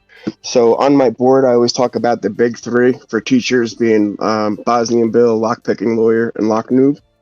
So today I think about the small three, like the people who have helped me learn along the way. And for me, that's helpful lockpicker. And I touched on this with, again, with the interview with Lockpicker 69. So the helpful lockpicker helped me understand like spools and stuff like that. It's very, in a way, repetitive, but it's what you need when you're learning, dude. Like you need the slow stuff so you can absorb it. Like, and he's very good at breaking it down. When it came to challenge locks, BMAC, without it. I mean, of course, Bosnian Bill, psychological warfare, and all those great videos. But I mean, again, to break it down on a smaller level, and who I learned the most from for making challenge locks, BMAC. And then as far as just informative, if I have a general question, especially on a rare lock that nobody else knows about, Chris Capone. Like that's that right there. So if there's a bully, if there's that asset, if there's something that nobody else knows about, he's my go-to guy. So I've learned the most about obscure locks and just things that other people wouldn't teach you or show you like that. So I've learned the most just obscure random knowledge, but has been useful from Chris. Lots of obscure BS. No, man, that's the whole point. It's really useful. So that's why it's I don't know. It's a unique. You go you're into the only things that person other that people has don't it, break down. so, exactly. Well, All right. I was taught by one of the best, so the old slinky stick. I'm getting out of here, everyone. I All gotta, right. Good to see you, buddy. I gotta feed this dog. Have She's a good night. Thanks for showing up. Yeah, man. Don't forget Happy to enter. birthday. Good seeing you. Aw. Oh, thank you very much. Yeah. All right, everyone. Have a good one. See Have a you, good one, Dad. Dad. Thank you. Great to see you. Take care, Rev.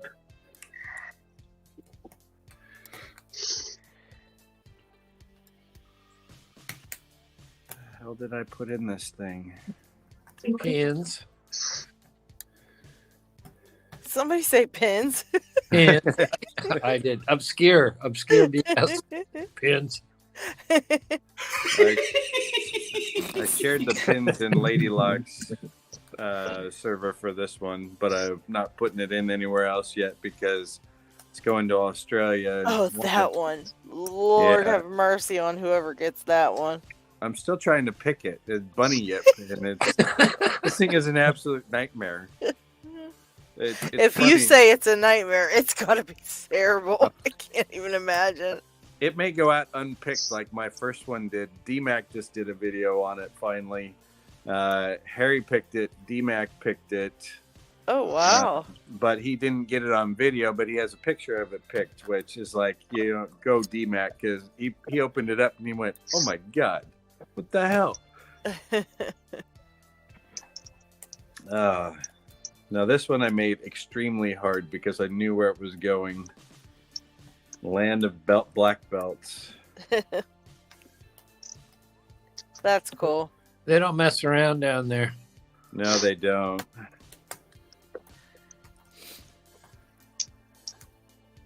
Yeah, so I was seeing how quick my lock maneuvered it. That's when I was using that same little trap for Panda. I made sure I put 3 in there instead of 2, so to make it a little extra spicy for him. My lock's a good picker. He really is. He float picked it in literally like a minute and 30. It was a croom open snap. I was like, oh my God, dude. In 30 seconds, you were just showing it. So literally, you picked it in like a minute. Like, wow.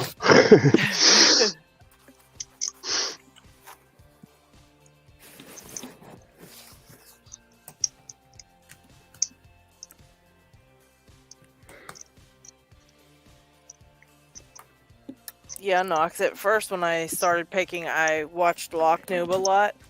Then I saw Lock Picking Lawyer, but I liked LockNoob. I liked how I just liked his videos a little bit better. His delivery. I would always watch him instead. But then I realized that there was other just random people picking locks on there, and then once I got into the groups and stuff, that's where I really started watching like people on theirs videos, like all any of you guys videos that would come up on a lock I was picking, that's who I would watch. And I would still watch LockNoob, but I mean, I really learned the most probably from, just everybody that, was on YouTube picking locks. If I typed it in and they came up, I would watch it. So they're all helpful. Even if it's like you said, repetitive, I would watch 10 videos on the American lock. I didn't just watch one person. I watched, as many as I could. You know what I mean? So, like you said, you do have to have that repetition. And then you get somebody, just a random person that you completely understand, where maybe you didn't understand the rest, or there was that one last thing that you needed to know that nobody else touched on but this other person. So yeah, it just makes the click. Yep. By the way, Chris, Terry was wondering if you can pick your ICL triangle padlock. I have You got one. messed with it a little bit, but it's such a rare lock that I don't really want to pick on it too much. Fair enough. But Yeah. I have seen people pick it, and they're awesome locks. But they're so hard to get a hold of that, boy, I would feel really bad if I, messed it up. Broke or something. Terry just said that he got one, and that's why he was asking. Awesome, Terry. Well, So go ahead and pick on it. Be gentle. But yeah, they are pickable. yeah, so keep that in mind, Terry. It's good that he brought that up because, it's a rare lock. Anytime you have locks like that, just be mindful and careful. Yeah, you don't want to destroy the core. yeah. That's for sure. I've never seen one. What is so special about it? Oh, I'll grab one. Oops. Oh, no shit. Hope that foot's okay. Jeez, oh man. Hope the floor is okay. Yeah. Well, my foot was out of the way, which is the main thing. But Yeah, thank goodness. You got slinky though. Oh, jeez, yeah. she ran out of the room. She said, I'm not in with that stuff. So here it is. Oh, wow. It's nice. Oh, very cool. All brass, Very cool. ICI, Dang. and it has its own beautiful key. And I mean, it's totally ICI. Sorry. Yeah, I see Wow. and this beautiful key and beautiful logo on it, and also it has this. Whoops. Okay, responsibility is yours. Carry your key with you. Wow. Oh, wow. And Nice. it's a old lockout tagout lock. So Neat. That's neat. Oh, that's cool. it does. Very cool. I think it just throws a little bit. I mean, to get it open, and that's strong spring. But then it's dead. You get in and you lock it back up, and you're locked up, and then you carry the key with you. That's Wow. cool. Very cool. They're gorgeous. Somebody just picked one. They have one. They just got it. I want to say, English guy. I mean, I'm just having a brain fart. With the Brummy? Yes, I believe it was Brummy. And now he has a wonky shackle, but he says, you know what? I'm not going to straighten it. It's kind of bent, or flattened, but it's such a cool lock. He says, no, I'm not going to mess with it. I would not want to mess it up. So, Not everybody have straight shackles, and that's okay. It's the way that you were made, and as long as you're okay with it, that's the most important thing. his is a little, kind of flattened at the top. Okay. I'm going to put this away before I break it. Very cool. Or something. Or something. In fact, some people prefer it better that way. Type in bent shackle. Oh, my gosh. Hmm. Yeah, I was surprised. That was the case for one of the pack locks that I ordered. The one that I guess I have to claim as mine. It's got a non-really operational. I guess it would be the locking chuck or the locking pole, whatever. When you turn it, I don't have the default one in my hand, but I mean, you can turn it 9/10 of it the way open and not know it, and even What's wrong open with it. that one? No, I gutted it and everything. I didn't see. This Here, the hold- screw that retains the thing, that little part, the nut on the bottom, it's in Right. wrong. Disassemble that and also back off the shackle screw just a little bit. Now, I think you'll find that it works just perfectly after you Okay. do that. So, Okay. and then you can keep it or send it out, with pride. Gotcha. Yeah, that's like I said. For now, that was the one I was claiming. I didn't want to send nothing out and untested or 100%. So yeah, I'm gonna have to, like you said, take that one apart and check it out. It's the 98 Pro, right? Like this Yep. guy. Yeah. So a lot of times, if they didn't put this, Rook Knight just added to his story. A lot of times, if they didn't put this in correctly, it's just a little wonky, and it won't give you that nice pop that that we're used to.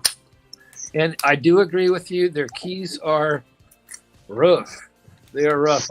I took mine and put it on the key machine and used the the spinner thing to smooth it out. deburr. Gotcha. Yeah, the deburr thing. So, but yeah, they're beautiful. They're beautiful locks, and your logo lock is just out of this world awesome, buddy. Thank you, man. This is my little collection that I keep one of each one I print. So cool. the first one was just one-sided. So that's just the black and red. Like I said, this one's actually legless. I'm just waiting to hear from them. Like it's ready to go. It's made. So that was the one-sided. Originally, the next one was the first print, and then I added the logo on the back because I honestly, first order, I didn't even know you can have multiple sides. I only saw the first side for most people's locks. And then for October, I was going to do the Knoxtober giveaway. So that's the skull with the fangs. Beautiful. And then the logo, and then the one for today, which is the nice KnoxLocks and Loaded. I thought that came out very well with the shotguns behind it.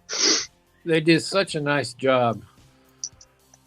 Yeah, I do. I love them. And I have the only one of somebody else's that I have is still the John Locks. That was right after the John Lock 300 that I traded with John. Awesome. I think Slinky should have one of hers, something with her on it printed up by them. Oh, that'd be very cool. Have the black lock and then have the outline of a cat. Yeah, Slinky. Little Slinky. Now Suki has her own lock, but that's a very limited run. There was only 6 produced. Oh, ever gotcha. in the world. Oh my, very exclusive. Very, very. I'm looking for one right now, but they're hard to find. I'll tell you. Just pick this M heart. Suki. You picked an M heart? Yeah, this one right here. Ow! I haven't gutted it before. Live cut. Disaster. I can gut it, but it only guts through the top. You can't gut it from the front, unfortunately, No. and so I have to like break the cap out basically. Oh no, Jeff. No, I'm not a graphics designer, but I got a graphics guy. My buddy, I went to school he got a with. guy. Yeah, I know that. I'm from Jersey. Everybody knows the guy. I got a guy for everything. What do you need? I love it. But yeah, I got a guy. So I mean, if you need something done, I mean, I could put you in touch. But yeah, as long as you have the concept, you know what I mean. You could throw something together for you. I said the way I came up with mine is very, I mean, quick thrown together. It's technically my weed grinder. So that's a skull. So it's not the same, but I just sent Dave a picture of this skull crisscrossed with Sparrow's Bogota and Monkey's Paw. And I was like, can you make this for me? Make this into a thing. And, you know, behold, KnoxLocks. So for me, I like that I started my channel on 12/02/2021. That's a palindrome. It was the same thing forward and backwards. So that's like you're not going to see that again for a minute. So I kind of like that as a start date. And then, yeah, just kind of built from there. You know, I try to get a lockout, like a reason to get a lockout or new graphics every holiday, you know, or like every quarter, you know, every 4 months or something. And if I'm going to order them, I try to order at least 4 or 6. You know, I know I'm going to keep one. I'm going to give, you know, the rest of them away. But I try to get at least 4 or 6 of them out. What really kind of inspired me in a way to, I love turning them into challenge locks, but when you're walking through the main part of town where I live, if you're going from Red Bank into Middletown, there's this bridge, and the concrete's worn down to the point you could see the iron rods in there that, you know, hold the bridge together. And people have, over the years, put locks on there, whether, you know, love locks for wedding dates or, memorial lock, somebody has passed and stuff like that. So I'd see these locks all the time, and walk past them, look at them, see the dates or see the wedding hearts or stuff like that. And then it wasn't until after I got into lock sport that I was kind of like, oh, that's kind of a cool idea. You know what I mean? As somebody, I don't have kids, I don't have whatever, but it'd be cool to just put some challenge locks out there, And then when I heard about the first memorial locks going around, and there was a book, and I was like, oh wow, that's kind of a cool way to keep your name going after you're gone, or a cool way to, hey, this guy was here and did something, or participate after you're gone, or however you want to look at it. Pretty neat.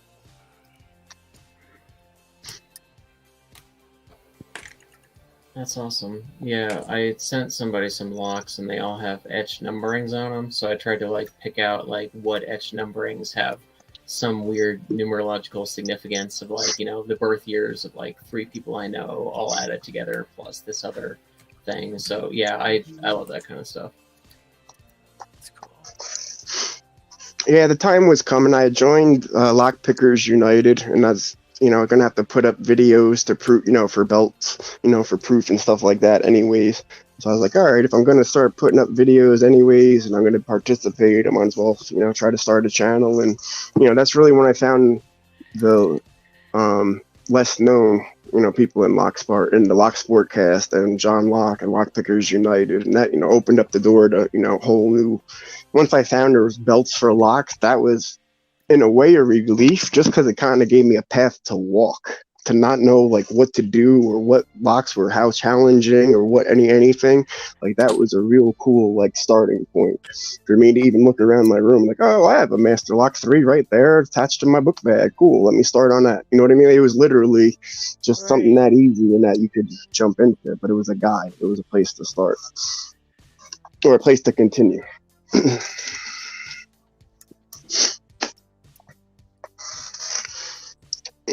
And until I decide to make some pins, is holding me from being a blue belt. I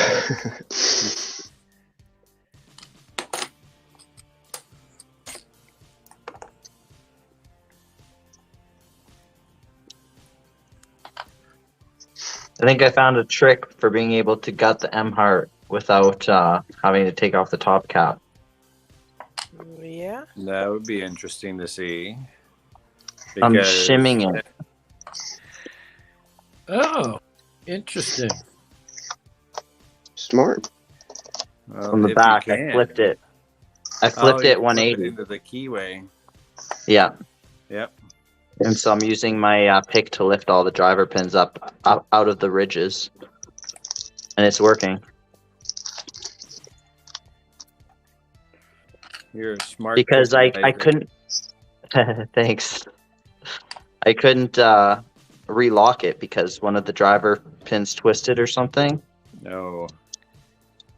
So I'm still not sure how I'm going to rebuild it, but we'll see. At least I'll take it apart. You may have to take that top cap off. I know, but we'll see. We'll see. I'll see what I can figure out. I might figure something out. You can just fold if I reassemble it with the key inside, then I can do it with the key inside. Then I don't need to take the cap off, actually. See? There you go. I figured it out. Yeah. Cool. All right, LockHeat, do we have time for another giveaway for stickers? We need the fire alarm to go off. Well, I figure on this one for sticker 3, I'm going to add. This is from Covert Instruments, their year 2 sticker pack. So this one's going to have. The first one says diagnosis skill issue. So, okay.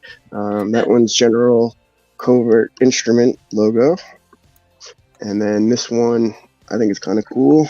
It has a skull with a pick stabbed in its eyeball and a crow waving a lock next to the skull, all sitting on a pile of rope.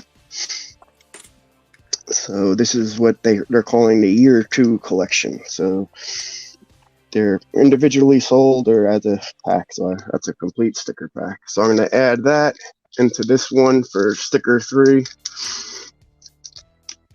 on top of my 5 in the envelope.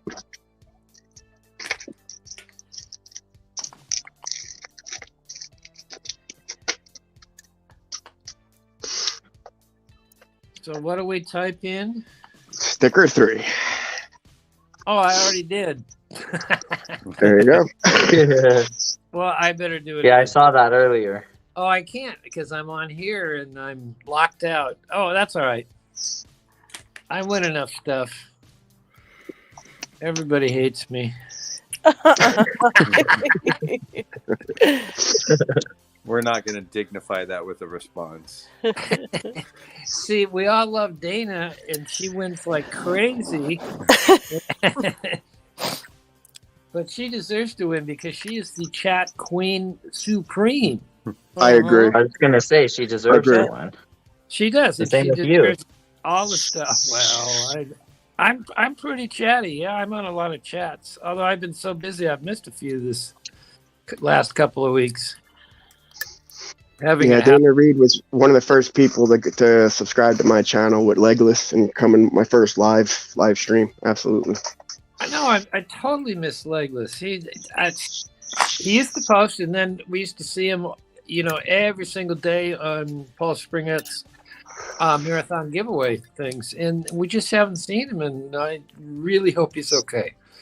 I messaged him, I guess, probably about 6 weeks ago now, and he was just saying he's recovering a little bit. He's getting better, but he's hoping to pick up the pick soon, and that hopefully by the time I had sent him a package when it arrives, he'd be, in the spirits to pick it. So that's, it's ready to go. I just haven't heard back an email from him to where to send it. I just want to make sure the address I got was over a year ago. I just want to make sure it's the same place before I let it go. Right. And no, Jeff, you didn't miss it. It's still running.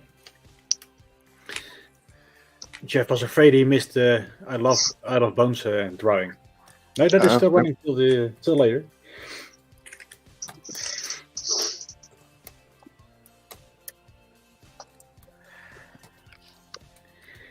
We got 15 entries. 50. 15. Wow. 15. I was going to say, holy crap. Don't.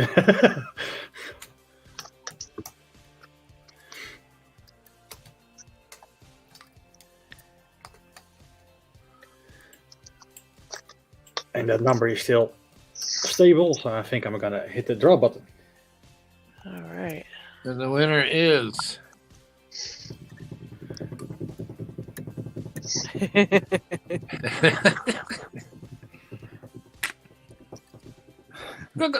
Ryan O'Neill. Ryan O'Neill. Okay. All right. Awesome. All right, Ryan, get in touch with me again. The locks, the number 4 Knox at Gmail, and let me know where I'm sending this.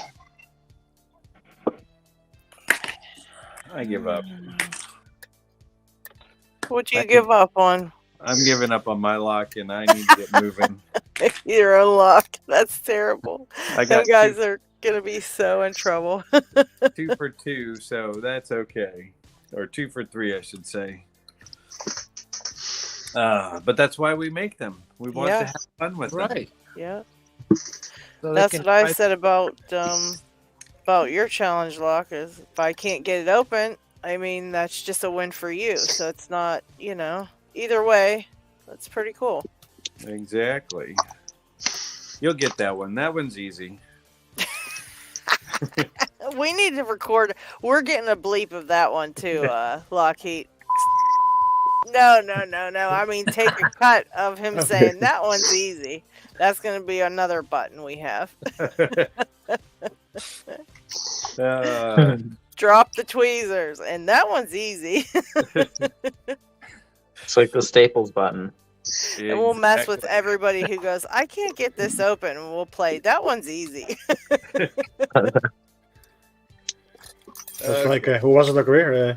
Where's that buttons with that was easy. Yeah, that's the Staples button. The easy button. Staples. Staples. I think. I don't know. Maybe. Yeah, I think it is. It is. Okay. Everybody have a good evening. KnoxLocks, happy birthday. Enjoyed it. Thank you for showing up, man. Good to Much see you, appreciated. You're welcome. We'll see you Have on a the good next one, one. Pick Smith. You too. See ya. Bye. See ya.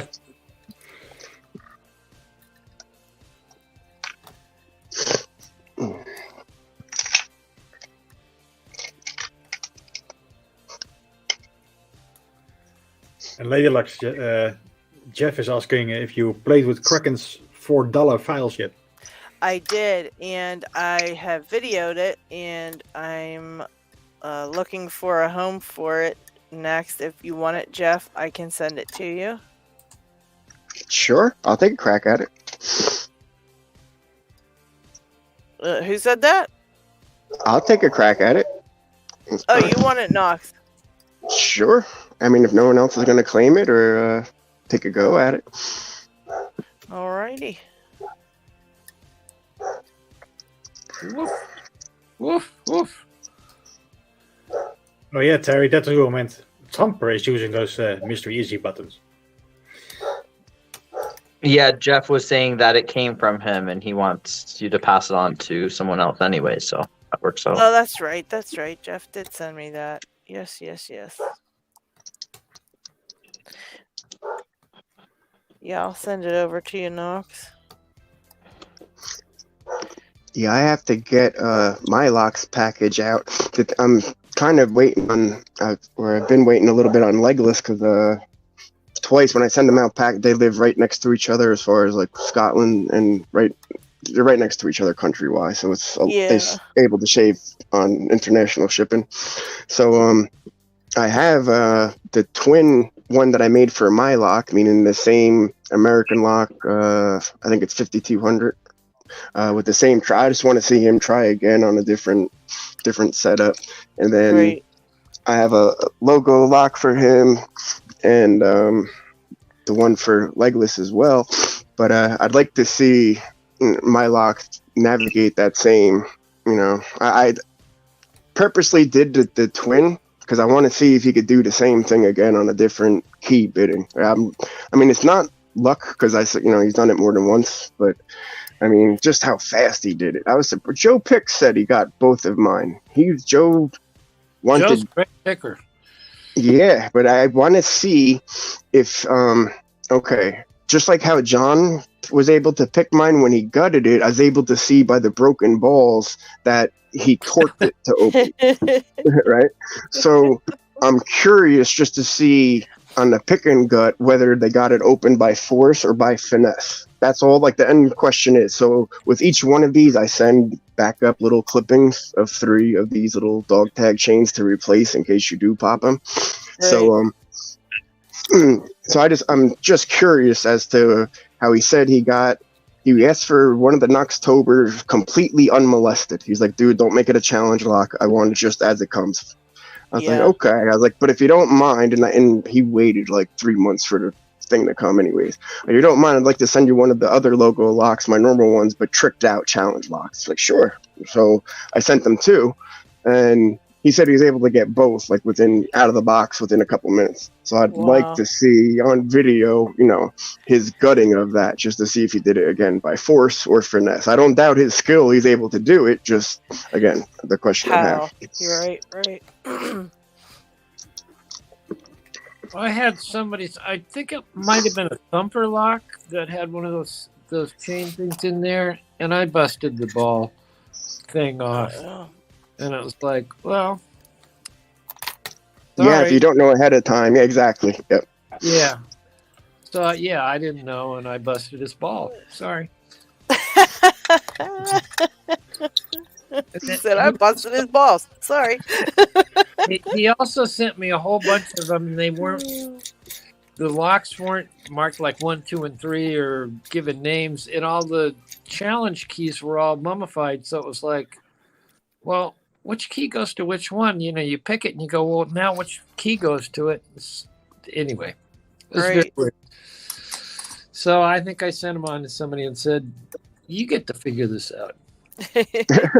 All right, I got the core out. Oh, nice. Yay. So now we can see what's inside. So a bunch of master wafers around and stuff. Evil's inside. Pretty much. These locks are pretty evil. But I mean, I haven't had too hard of a time with them. They always have this crazy reputation for being so difficult. And then when I got mine, I figured it out so fast. Not like other black belt locks. Yeah, and you definitely got to get inside and see what the skinny is.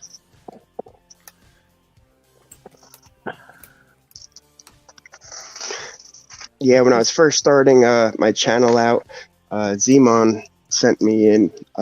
This definitely is not a challenge lock. This is just a pinned lock with a couple master wafers in there so that it had multiple breaking points, a couple shear lines, so that I can get the hang of just picking. Right. So even just having this and having the, it's a SC1 keyway, and just being that there was two different opportunities to pick it, whether it was at the 3 or at the 7, like he has different things per chambers. So it wasn't necessarily the same lift every time. Like I tried to take, I think Lock Noob's one piece of great advice is for practicing, if you're trying to get good, never pick the same lock twice using never the same tools twice. So if you're going to do the same lock again, like change something up. So change the pick, change the tensioner, or change the lock. Something in that triangle every time you're going to go, change something. So that way you don't get too comfortable in what you're feeling in the key bidding. So this one, the way it stumps you is it has that low cut. And here, if you see the shallow pick of this Nessie, I'd be overlifting that every time I was setting, any of the pins for that matter. So I would need a deeper hook for this. So, just the multiple breaking points and, needing a medium hook at least. It was something above a clear lock and below like a yellow or orange where, it was hard to pick. So, I mean, this was a great just for me learning, step in the learning process. Right.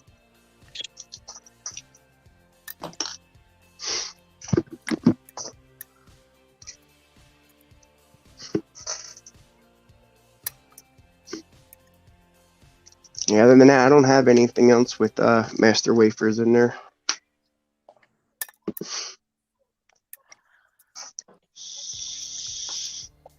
Somebody's ever bored. I got 20 Mortis Locks Schleg E keyway that are all mastered, and I just need to get in there and take out the master pins. So, hey, yeah, if you're super bored, I'll mail you like 10 of those.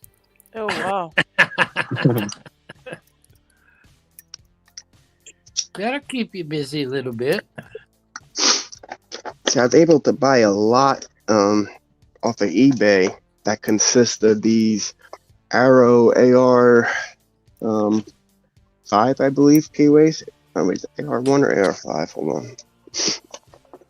I don't know what I'm talking about. All right, that's the one that's in my revolver right now. I want to say it's AR1. But at any rate, that's the bidding for. They're all kind of key to like. So the bidding on them, you got a nasty mountain range in front of you. And I mean, it's really easy to overset any one of those 3 on having to lift one of the 3 high pins. So they're little 6-pinners and they're little kick cylinders.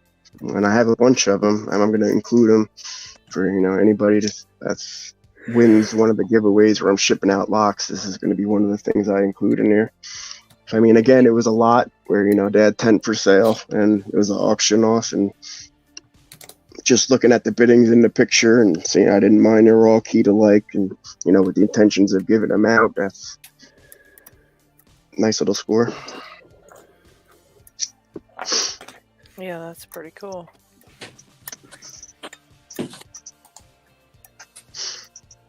Because I learned the hard way sending out the package to Legless.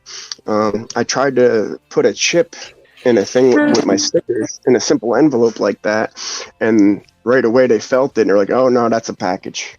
And I was like, "Well, what do you mean?" And they were like, "It's more than papers; it's a package." Yeah, and then that's the postmaster came up and agreed. He's like, "No, that's not the case. It's by weight. Put it on the thing." And it was 1.1 ounces. So he's like, dude, I'm sorry to tell you, it's cut off at an ounce. That's 1.1 ounces. I'm like, yeah, yeah. I'm like, okay, like, I'll take a sticker, I'll do it. He's like, no, you could do that. He's like, I'm just telling you, he's like, you're gonna have to ship it. He's like, you take out the chip, you're gonna put. So I was like, I'll just send it as it's $2 to send the sticker pack, or it was $24 to send the chip. And it was like, if I was gonna send $24, I was gonna spend $2 or $3 more and make a real package with locks in them. I'm not just going to do that for a chip. I'm going to send you the nice, so that's what we've been waiting on, So I finally got the pack locks in, but then, I haven't heard from them. So I wasn't going to do that just for a chip for the same price. I could send you a handful of locks that you can have fun with and make it worth the send, Exactly.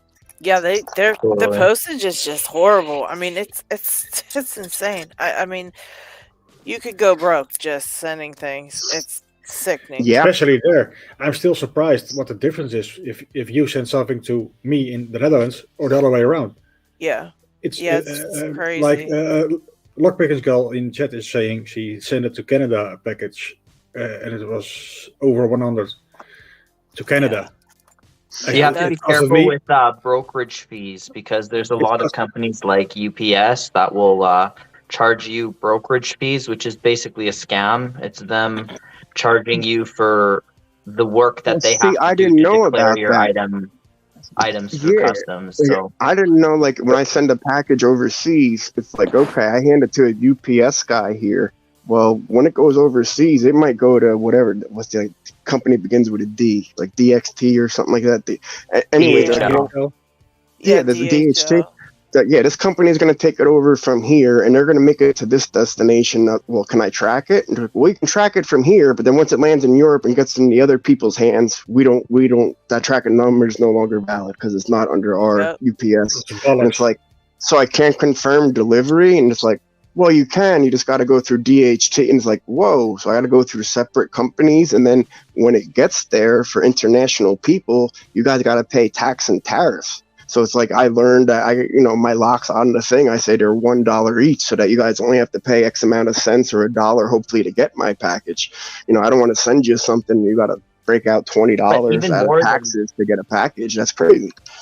Even more than that, like a lot of those companies will charge you a fee for however much value your package is. So like if you have a package that you claim at like $200 or something, they'll take that's what Legolas was telling me. He was like, dude, you gotta claim each one as $1, otherwise I can't afford to get it. I was like, whoa, like you gotta pay to receive it? And he's like, dude. There's taxes, which is going to be a percentage of the thing already, but then there's the brokerage fee, which you can basically, if UPS or a company like that is trying to a private packaging or shipping company tries to charge you what they call a brokerage fee, tell them that you want to self-declare your own items, and then you just have to go to your customs. They'll have to send you a paper to your email, and then you take that paper to your customs officer or customs office, which is usually at an airport. And then you just you'll have to pay the customs fee directly to those people and sign the paper, and then they'll give you a page that you send back to UPS, and then UPS legally has to deliver it. And they can't refuse to send you those documents, but they make it difficult. They try to make it already sounds dude. Very, very, very expensive. Trucking Lock is also saying he sent me some stickers. He paid $42. Yeah. For so that's it cost me. It cost me fees. It cost me $9 to send the stuff to America.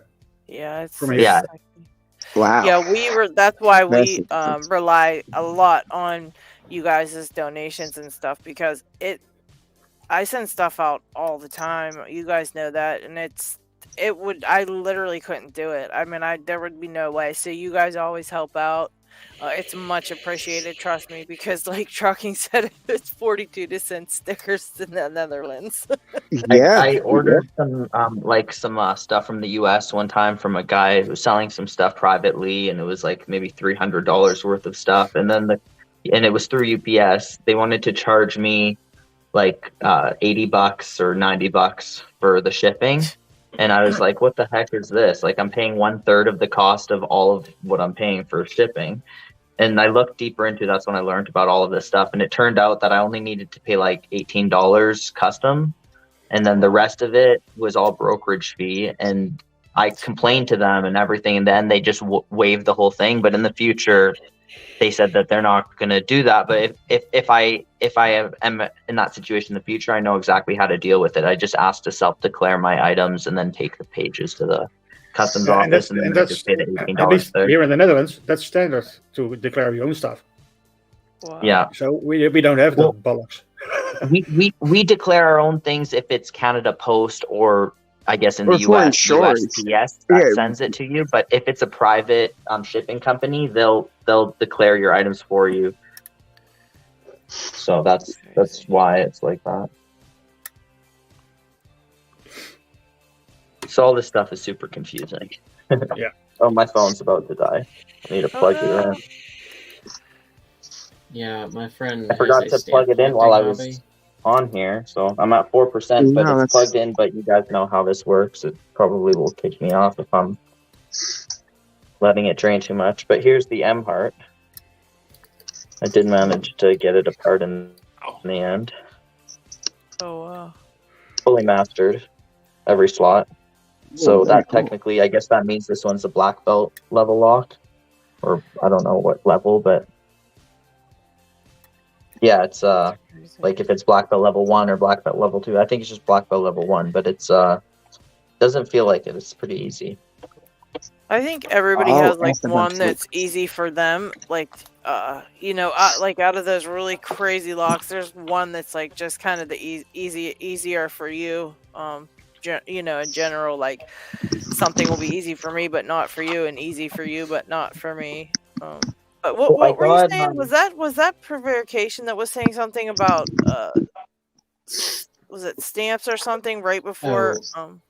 Yeah, sorry. Just my friend has a stamp collecting hobby, and every time I have to move my locks, every time I have to ship locks, anytime I do anything with any weight, I start to envy her a little bit more.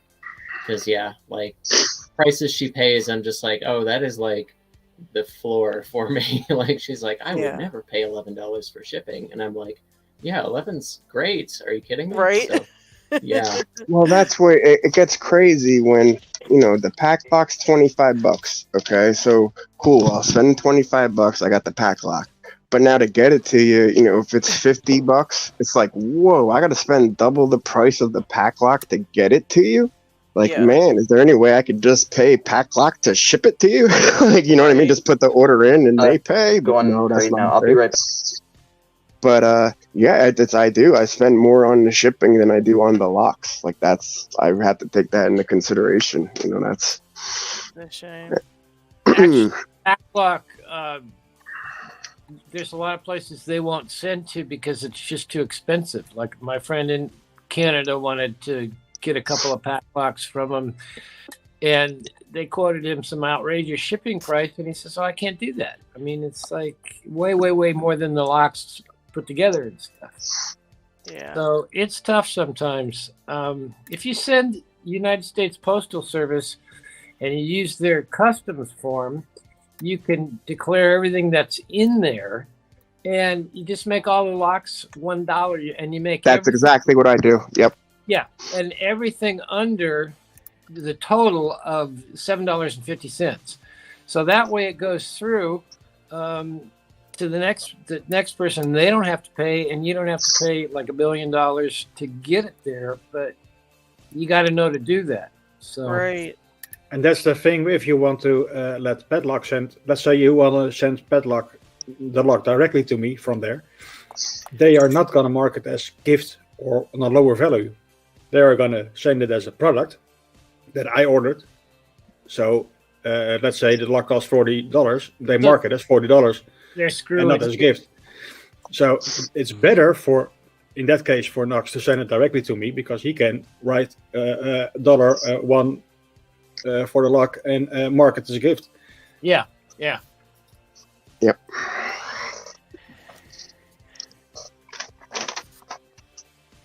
Yeah, postage is expensive. I've sent Peter Lewis a lot of packages. We sent packages back and forth forever.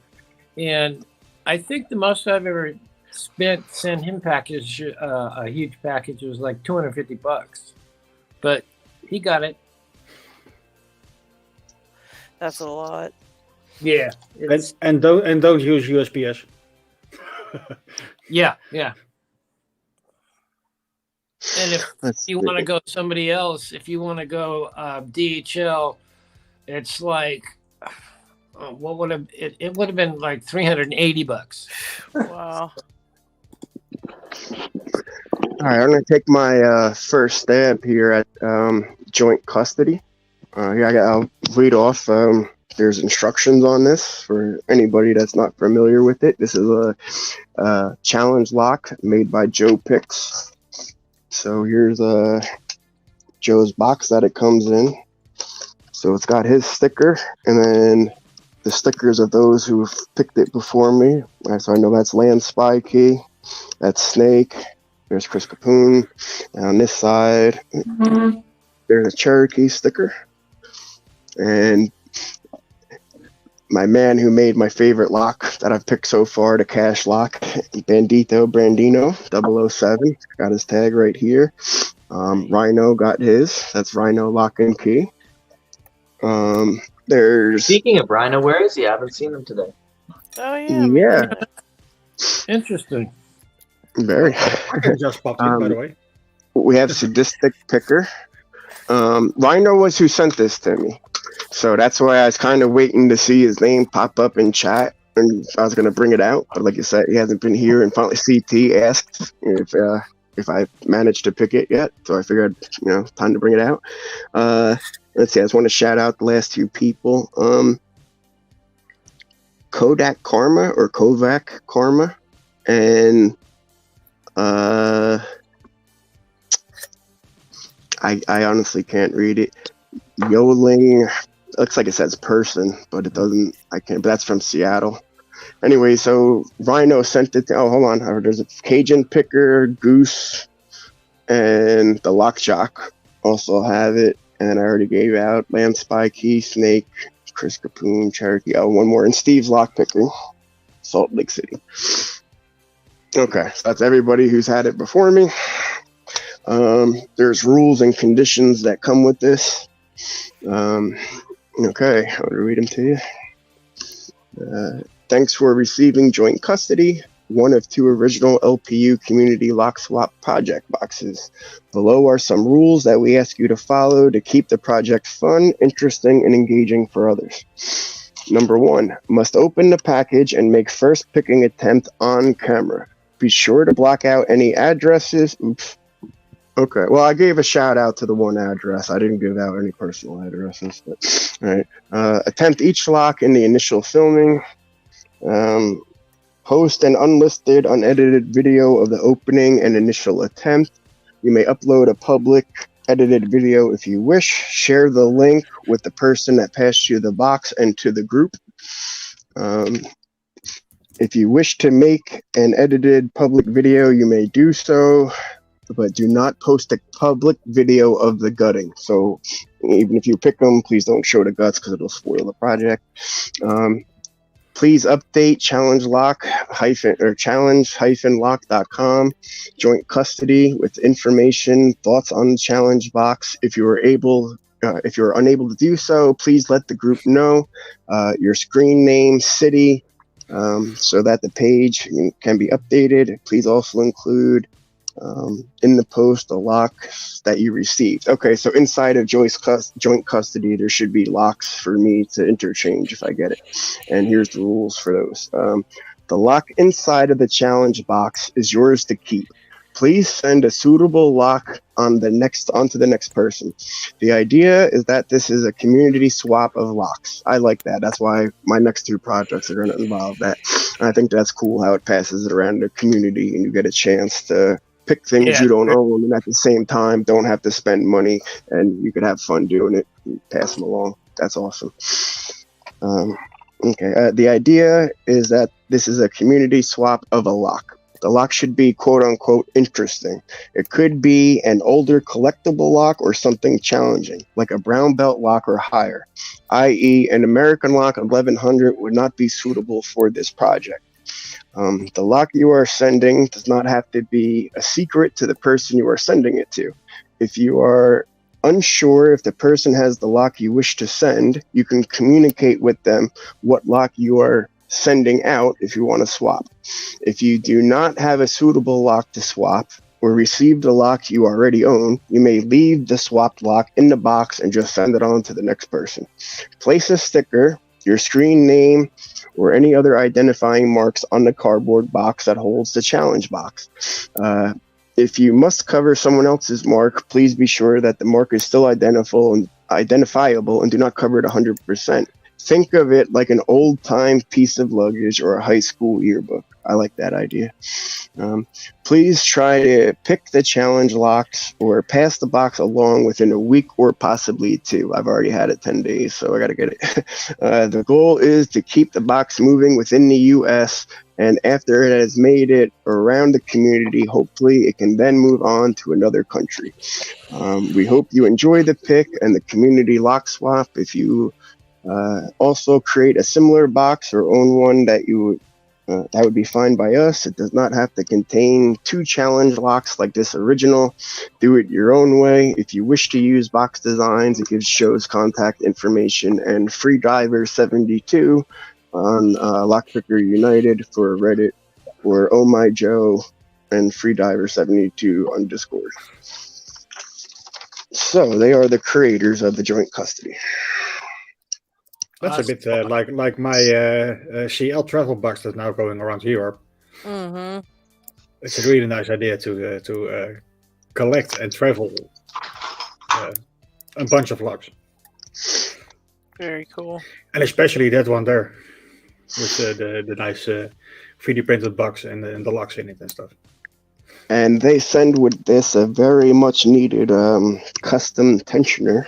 That thing's badass. Steve's lockpicking made that for that specific lock. Steve made that. Wow. Well, thank you, my friend, because while I have not cheated and picked at it, while I was showing it on camera, I have cheated in the sense looking with my eyeballs. And when I can see, I mean, I want to try to show. There's surface drilling, intentionally made for anti-tensioning. So the bottoms here, hold on, let me get a normal tensioner. So with like a normal L shape, there's nothing for you to really grab onto. That's all been, I mean, while it is kind of wide enough, it's not biting. It's been drilled out. And then on this side, it's been worn out by people trying to figure out how to tension down there. The plastic part. I thought it looks like on the one thing, it looks like Joe did an intentional little grind right there. Like it looks like the warding. I mean, I understand what you're saying from the plastic. Yes, the plastic's definitely got its shoe, but it looks like Joe put a little bit picking on that, so it's a little bit distorted. Yeah, so it's definitely needed a custom. So thank you. A Peace Weapon, you said added this. I know Steve's lockpicking built. Oh, Steve lockpicking. Okay, thank you very much. He went, God, how am I supposed to tension this? And he made his own tool, and then he passed it along, which was. Like, oh, thank you so much. He is awesome. And see, even how Chris was on before, something else I should have. I know it's right here in my tray. I have a little miniature version of the Chris Capoon double-ended tension turner. Here it is. I have it right here, and I meant to kind of show him. It has the Chris twist. And then it has the other end. Yeah, so I mean, this has been, like I said, when it comes to knowledge and stuff, while for the most time he's in chats and you see him in the background, he's one of the most knowledgeable people that I could find, whether it's Lockpickers United, whether it's YouTube, whatever it is. When it comes to knowledge, Chris is very good.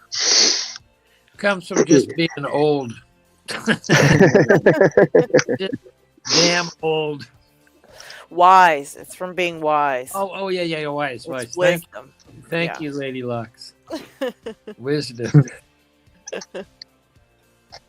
We should do the wisdom of Chris Capoon Anytime that we use any of his ideas.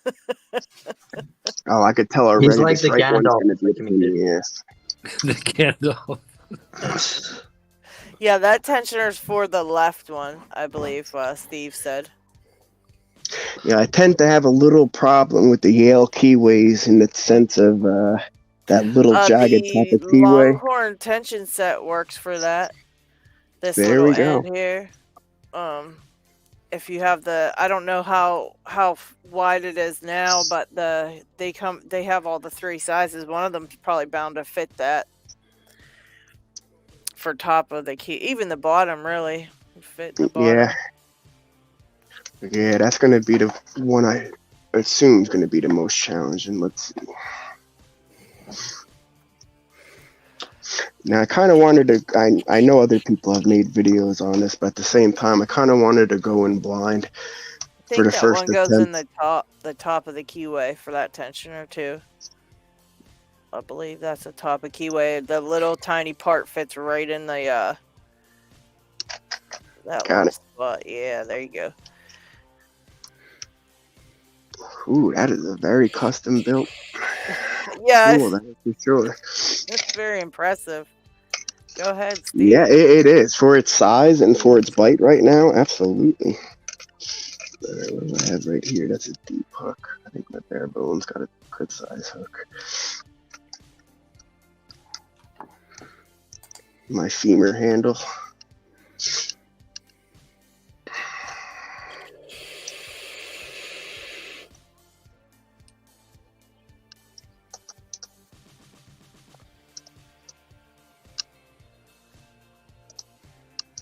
Kraken says, get a logo and a sound file for whenever for us to pass around for whenever we mention Chris Capune's wisdom on a video. Yeah, right? For real. No. Oh, that would have been too easy. That was a false set. I say just. Yeah, no way. Alright, start over.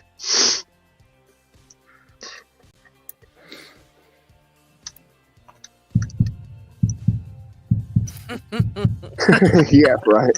Okay. You forgot. Uh-oh. Uh-oh.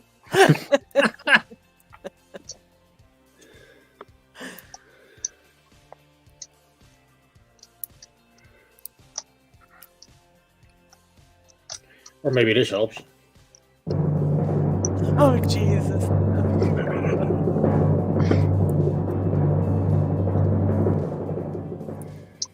Oh, I thought I had it. That would have been awesome.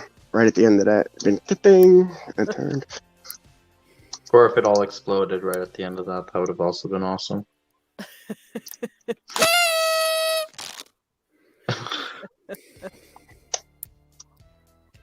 If he gets that open with all of our torture, it'll be a really, really amazing open.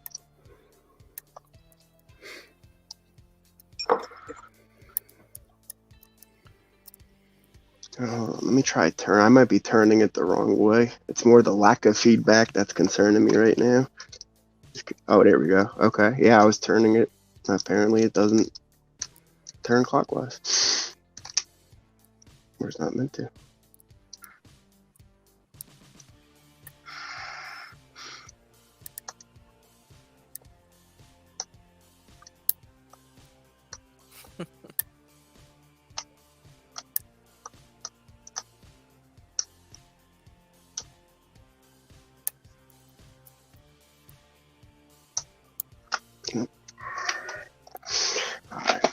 As a hand picker, I want to hold it the way I would naturally hold it. This is weird. It's like the way I would, kind of like a vice. Well, a hybrid actually.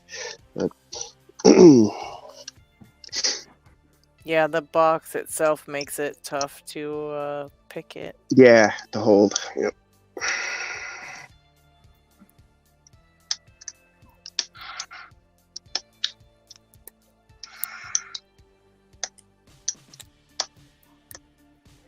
Oh, good night, Lakeview.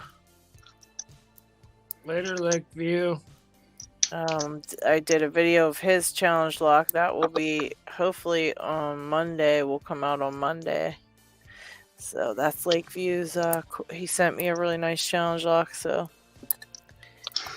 And also, if you haven't done so, don't forget the I Love Bones giveaway that's still coming.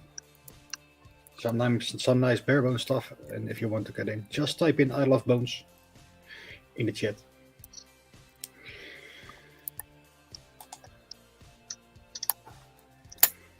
All right, that was Kraken's challenge lock I just got. Oh, very nice. Dun, dun, dun, dun. Kraken's first challenge lock. Wow. Oh, very cool. Yeah, it's a really nice one. He did a great job with the pins too. It's a lot of fun to pick. A lot of fun. Is that hand engraved? Yeah, it looks like it. Yeah, wow. That's very cool. Lots of fun. Before I to pick take the this one. shim out, and I put it back centered. Ah, now I understand what he means. Okay. The other night it was me, him, and Trucker in I guess stream, and he was saying he wanted to trade for one of mine, or I offered to trade because he wanted one of mine. He's like, I only have 2 in the world, and LadyLocks has 1. So that okay, that's the hand one that he made. Very good. And that's the one you said you wanted, right? That's the one we were Apparently, talking about? yeah. All right, worked out. There you go.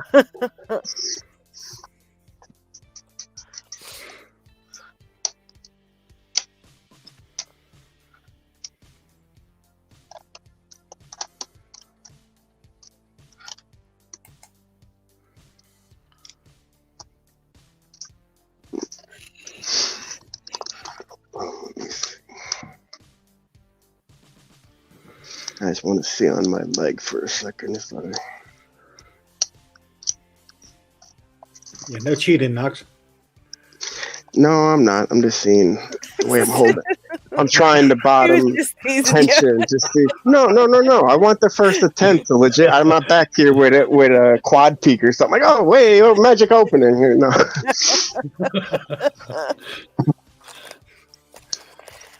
You're live too. If you get that open, you might break a world record. Locks don't open on live. No, they don't. We I really got 3 get already. back Come to on. that. I mean, it's honestly true. We have more fun just bullshitting than anything because there's no way. I mean, I think we should count.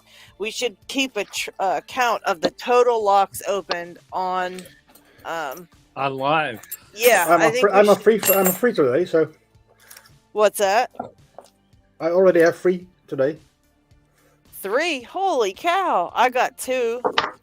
Well, 3 if you count the Miwa, but that's not fully pinned. But still, it was 6 of them. So 6 out of 9. That's a good open. It's a great open. It's an evil lock. It really is an evil one, man. You are not even kidding. I'm proud of the 6. That's a very big victory for me because that's over halfway. So I'm proud of that, and gonna keep doing it about 3,000 times. Somebody got something? Regutted. I think I may have regutted the M heart. We'll see. Oh, okay. All right, I got the key in, and I just have to twist it a couple times, and if it goes, I think it's just locked in the. No, it's not. Oh yeah, there we go. Good job. There we go. Congratulations. You always figure out some new stuff. That's like this. You should be doing your videos again because this is brilliant stuff.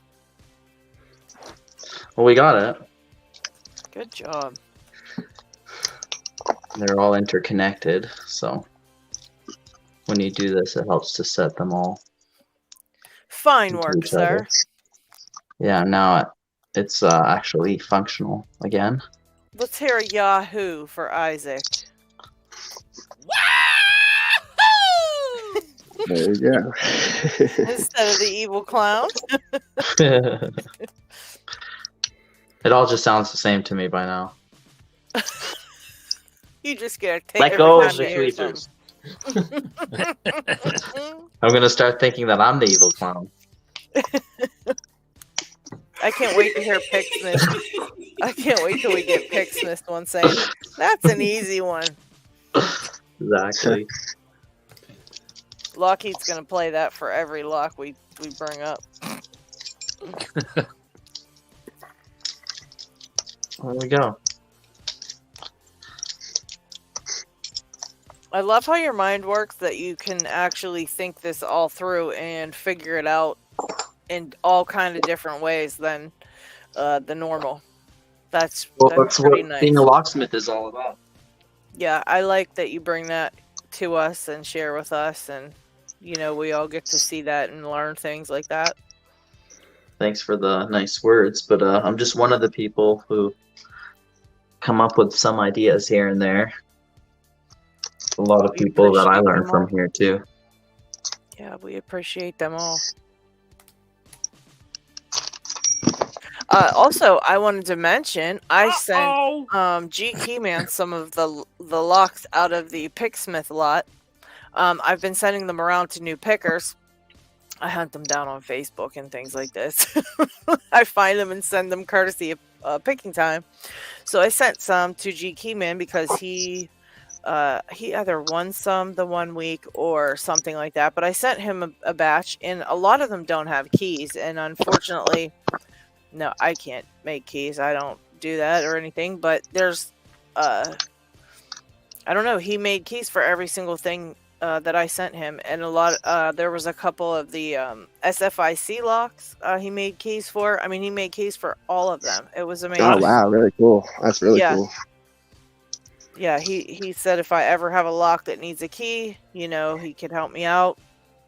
So if you guys ever have come across something like that, you can get in touch with him. I've been dying to get this thing. I don't know. Impressioning is not something I really know how to do, and the only thing I was thinking is not being able to find a key to this asset is Deviant Olem on his Red Team website. He doesn't have them up anymore. He had their made out of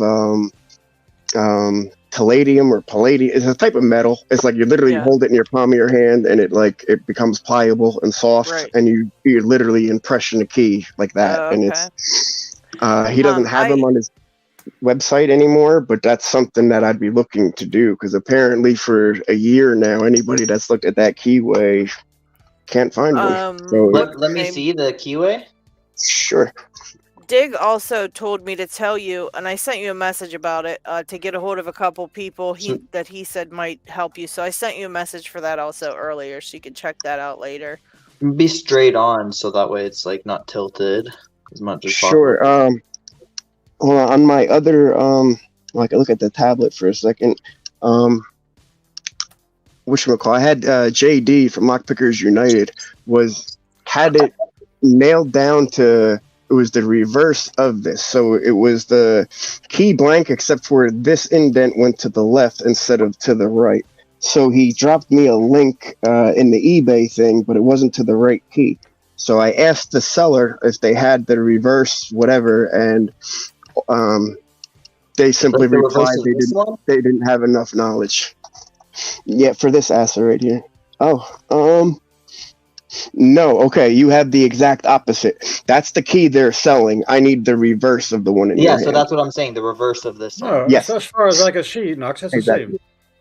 Maybe I'm blind. Well, no, his dip goes to the left. It's hard to see on Knox's because it's dark, but yeah. My dip right here goes to the right. So when it comes down, my dip part goes to the right. His goes down, and the dip part goes to the left. So mine would be the reverse.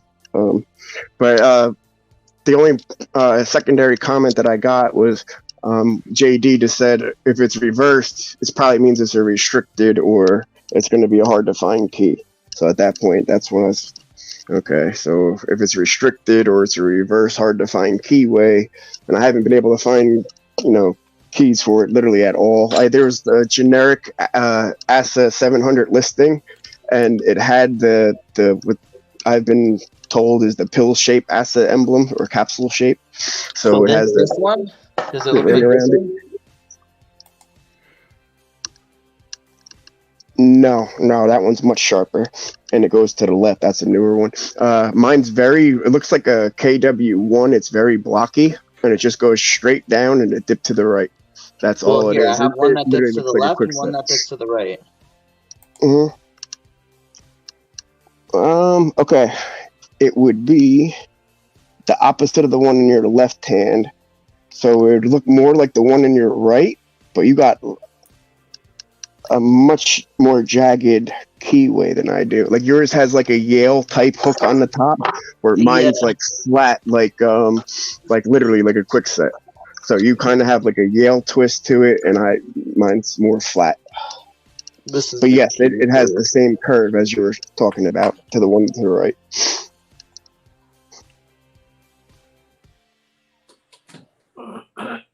So Congrats, Chris. I saw you get that open there. It's just my little practice one. It doesn't have but a couple of pins you have to set. But even still, nice pick. It's a cool pick. I didn't see you snuck back in, Chris. Yeah. One night on a roll, this was the bidding. A 1, which is where you tension. And you had to pick a 1, a 6, a 1, a 3, a 2, a 2, and a 1. And I got that open.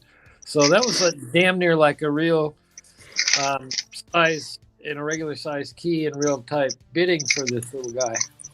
But it was like late at night, and I was just on a roll. And so I love those days when you get on a roll and you're just opening everything up. Everything pops like magic. Yes, I love that. And adding them, and I'm really liking this really expensive pick. Well, at least you do like it. You know, it could have been the other way around. Cheaper one. This one is like less than a quarter of what this one is, and it just needs some. All you have to do is sand this down a little bit till it fits these little guys. And I know I took a careful 20 minutes to get it to fit, and now it fits. And nice. This Chinese one from like AliExpress or one of those places, and it's heavy. It's all brass, and nice markings. So this is a great option too for these classics. Very nice. Yeah, Chris, right after you got off, I found it in my little tray when I was attempting to grab joint custody. I forgot to show you that's when I was saying in your wisdom and how your name's up on my chart. That's my own little, the things you contribute. I mean, even if you're not aware of it, but the Chris Capone twist, man, like I cannot tell you how much easier the double-ended tension turner has made it for things like a sledge or like it just bites right into the keyway, perfect, and leaves you all the room for picking. I'm glad it's working for some people. I made it initially for a big Ablade B3 way before I even had a channel, and it took me 3 months to figure out how to pick the B3 by progressively pinning it. But in what I did is I made up this wrench that would fit that big keyway, and it seems like it fits a lot of other ones too. So basically, I use this about 90% of the time. I have 3 different sizes, and that's what I use. I gotcha. Nice. Just, it works for me. So it works great for me too. Cool. And actually, the best video of that is Fish Picks. I sent him one, and he did a whole video on how to make them, and it's way better. Yeah, it's a great video. Tutorials, way better than mine. So my hat's off to him. I miss him, but he's busy doing other things. So there you go. Yeah, that's Fish was great. I remember the first video of his I saw is the Lock Lingo one, and for me, I was my first tutorial one, and I'm gonna call what to call the whatchamacallit. Sorry. And I was seeing who else would have done, covered that type of video already. So his one explaining that, and then it was just like, oh wow, like I was glad because I have not seen a video, you know what I mean, breaking down what you even call the components of it, you know what I mean. This is the core, this is the plug, breaking it down. I just dropped in, Have a good night, Diggs. Good night, Dig. Hey, night. Later, Diggs. And I saw some more dropping out, so maybe it's time to actually do the draw for the Isle of Bones. All right. Okay, everybody get your last chance to get them in. If you haven't typed it yet, now's your chance. If you've been lazy and just looking at it and saying, "Yeah, I'll get to it." All right, that's LockHeat signal saying we're ending it soon. So we're get up, get to typing. Yeah, we are already 3 hours in, guys. Yeah. Wow. Yeah, that's why I'm surprised. My one went for 6 hours the other night. I was like, oh my god, like 6 hours. I mean, I was expecting to do 2 or 3. I was not expecting to do 6. That was made marathon. GP says he's trying to pick the Slag IC lock he made both keys for. Is it just a 6-pin standard pin sort of thing? Those usually have pretty decent tolerances on them. Yes, they are.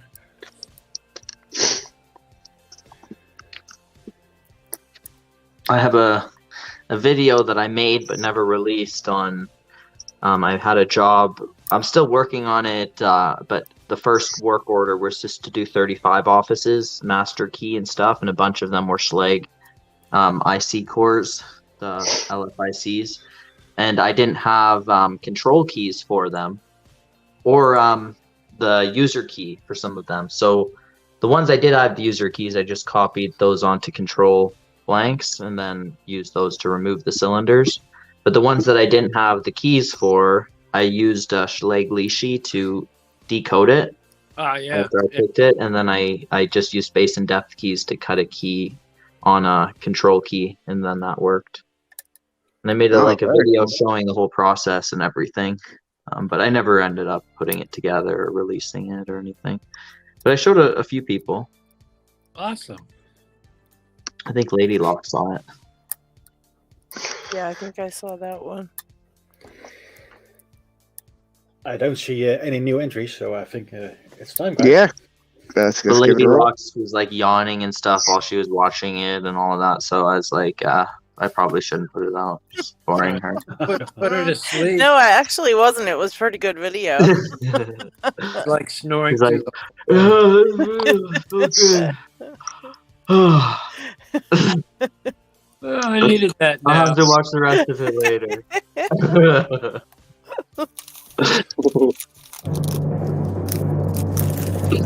All right, let's see. Ooh, winning a full kit. Congrats, Trucker. Wow, all right. Hey. He's gonna I got to save on international shipping. Yes. Congratulations. Yes. But I just wanted to, make sure for my giveaway that it wasn't landlocked. For a beginner kit, I wanted to make sure that was open to, what I mean, no matter where you were, no matter what. A lot of things, unfortunately, because of shipping prices, not everything's open to worldwide. But luckily... Here comes the roll. Aww. That's adorable. Isaac's cat, I swear to God, he's used to it. He's like, and here we go again. It's Sunday again. Oh, damn it. All right, Trucker. Yeah, you just messaged me, man. So I know where to send it, but I mean, I'll send you a picture of as far as what you want to pick out for the cores, and if you wanted to trade them out for the other locks I have available, that's up to you. But congratulations, dude. That's a full kit of bare bones, and the full thing of sparrows, cores, and practice cat progressive finish. That's a nice set, dude. Very, very nice. Very cool of you to do that giveaway.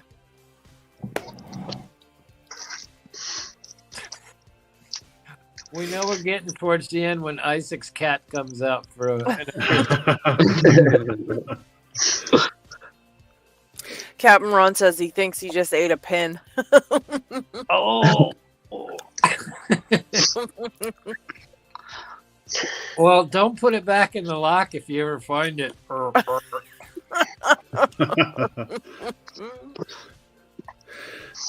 Let's see. That's By the way, guys, don't forget that next week on the America side, the show is gonna start an hour early again. So back to the old time. Because next week on the Europe side, Mike, you think that Ori ate a pin? I thought you were saying that you ate a pin.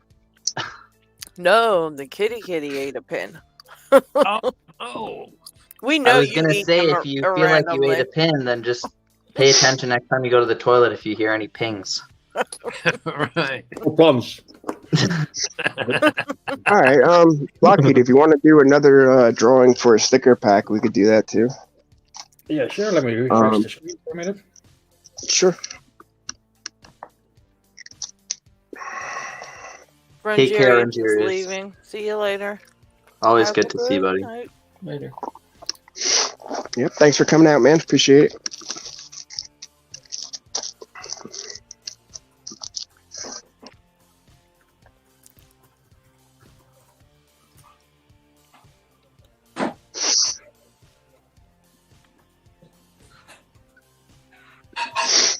Yeah, if you haven't subscribed to mine, please feel free to. I've noticed since my 6-hour live stream, I picked up 7 people, and I was like, whoa, like I'm getting close to 200. And then 3, 4, 5. Anyways, when I noticed the amount of let's people make it 4, that, right? Yeah, let's make it pay attention. When I saw the amount of people unsubscribed, and I was like, whoa, 108. Like, whoa, that's a lot for somebody that doesn't have 300 subscribers. To have 108 people once subscribed to unsubscribe, that's kind of What a high happened? number to me. I was looking at my analytics, and I noticed since the 6-month period, I guess, from the time I got sick from October till now, I've lost 108 people. Oh no. So yeah, looking at I've been floating at 170 for like forever. So it's like I'm at like 175 now. I picked up 7 people when I did the live stream for like 6 hours the other night. And when I saw the +7, I was like, man, I gotta be getting close to 200. And I looked and I saw for the +7, I was still like had a -5. So I guess I technically got a +12 overall. So I was like, whoa, I lost 5 people during a live stream. So that was kind of unusual.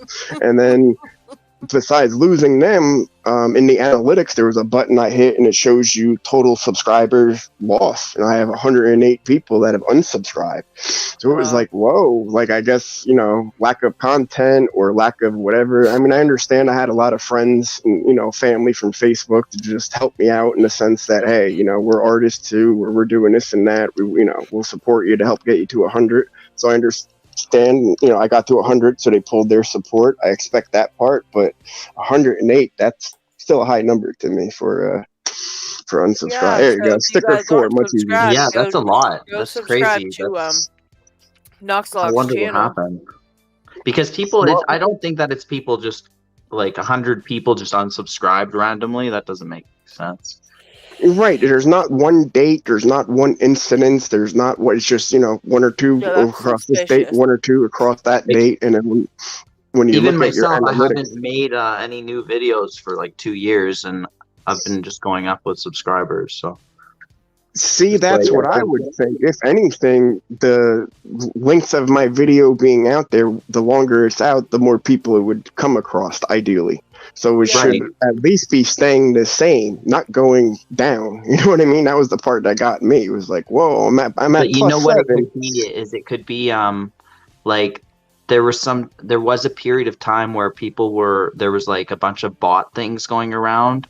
I think LP69 was dealing with some of that a little bit, and there was like people were doing subscription things and all sorts of stuff. And some people got a bunch of subscribers, but maybe those accounts got banned or something, and then it canceled them out or something. I don't know. That's just speculation. I have no idea. Yeah, it's the same thing. If you have a shout out for your channel and you got a huge spike in new subs in one day, for instance, you probably lose them the next day. So you're thinking like, hey, I got 200 plus in a day, and the next day it's back to 190, for instance. Right. Yeah. Exactly. That happens because the new subscribers don't watch your content. Gotcha. Just is enough to be counted into the actual sub count. You have to watch, I believe it was 2-minute video or something in that neighborhood before the sub is actually counted towards your sub count. Wow. So that's YouTube being picky. So if we ever do a shout out and you sub somebody, make sure you watch at least one video completely, just to make your sub count. Okay. Yeah, that's good to know.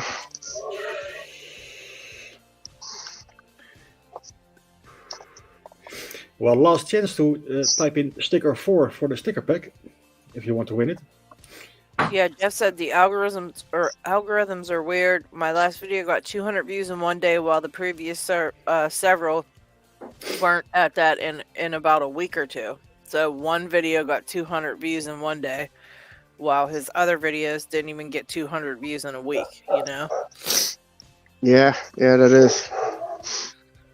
I'm going to be doing a 500 subscriber giveaway. I've just been waiting for certain things to come in that I ordered for it and stuff like that. And but by the time I get that, I'm up to I don't even know what right now, but I feel bad like not doing it at the 500, but it's still, you know, for that. So I'm still going to do it, even though it's late. Yeah, better late than never. No, I totally get the whole, subscriber appreciation. And I do the people that have subscribed, those are people that tune in and I see their comments constantly. You know what I mean? And we talk across, other platforms. So whether it's Discord or, I'm really not into Reddit too much, but I am on Instagram or Facebook and stuff. So, one way or another, trying to, intermingle. So let's do the draw, I think. There we go. Yay!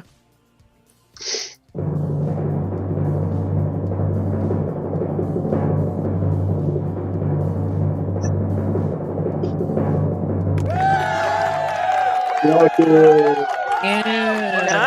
Yeah, Kraken put those on his map. okay. Nice. Congrats, Kraken. Way to go. Damn it. Congratulations, Kraken. There you go. Holy crap, Jay's working on Challenge Lock 50 right now. Uh-oh. Yeah, that's a good number. Wow. I can't even imagine, just like Picksmith, I can't even imagine what Jay's locks are going to be like when they're like at 180. Can you imagine? I wouldn't even want to pick it. It'd be too hard. Look, his cat's picking locks. She's going to take that later. Look, she wants it. You should let her get it and see what she does with it. Well, that's all the more testament when you see things like Bosnian Bill, for example, doing like 1,500 episodes. It's like, wow, man. Like beyond covering every lock that's out there, beyond covering every technique, to still be able to show up Monday, Wednesday, Friday with the video and then still do a weekend giveaway on top of that, like, for years. Like that was dedication. Like that was right. Totally awesome. My only regret was not finding the tribe earlier, so to speak. Yeah. I wish she hadn't retired, but I totally understand it. Totally. I don't know the exact story, so to speak, or the details, but From what I heard, I can hardly. He adopted 2 kids from their parents got COVID and both of them passed away. That's so sad. Yeah. And then he was just there. He's their godparents at first, so he was just taking care of them. But when their parents passed away, he had to, adopt them. So he stepped up, man. I mean, Yeah, that's a real man, dude. That's a real man right there. total hats off to him. Totally stepped up and Yeah, amen, Bill. So I think we'll see him again. Maybe not anytime necessarily soonish, but maybe like When years down the everything road. stabilizes. Yeah, exactly. I think we'll see him again. It's just been good to hear from people who know him more detailed that it seems like, from what they say, he's doing well, and is glad for the break, which is just nice to hear. Yeah, and I'm sure he does keep up with, like, when people comment on his stuff to some degree and send him messages. He might not respond, but, he's probably sitting in the back checking it out. It makes him feel good to know that he has content out there that's valuable to people. Even till this day, it's still useful for many people. Well, yeah, So, I mean, exactly. I'm sure, because that's like years of his life he dedicated to that, That's what I was saying. Regardless of the reason, it's very hard to go from 100% into your hobby and sharing and stuff to actually 0. yeah. To do the thing you need to do. Yeah. So regardless of that, it's respect. For That's all I can say. I'm probably close to retiring, but Retiring? it would from lock sport. We're fly fishing. What does that mean, retiring? We're not going to let you do that, Chris. I'm sorry, but that's just unacceptable. I can't. I never realized this was your job. Well, I am retired. I do this lock picking business, this monkey business, and I teach fly casting. And at my club, I'm very active with my club. And I do the thing I do more than anything else, any of this stuff, is read. And I like. I'm a big reader too. Yeah. So it's like, well, I don't know. And after, I've almost got 2,500 videos out there. If I haven't said it yet, I ain't going to say it, I don't think. Well, I'll tell you what, Chris. That's not true. I mean, you're still working on new stuff till this day. Like, you're still working on challenging locks that you still haven't gotten, that you're still making strides towards and getting better at. And that's true. You always have more output to think. And the thing is that it's not a race. It's not like there's any, obligation or any commitment. It's you do it at whatever pace that you're comfortable. For me, this is the sort of thing that I can see myself doing until I can't talk anymore. Yeah, until something stops functioning on exactly where you can't actually do it. Right. And I mean, it's ironic that I'm saying that because I haven't released any new videos for quite a while now, but I am always thinking about it, and I never quit.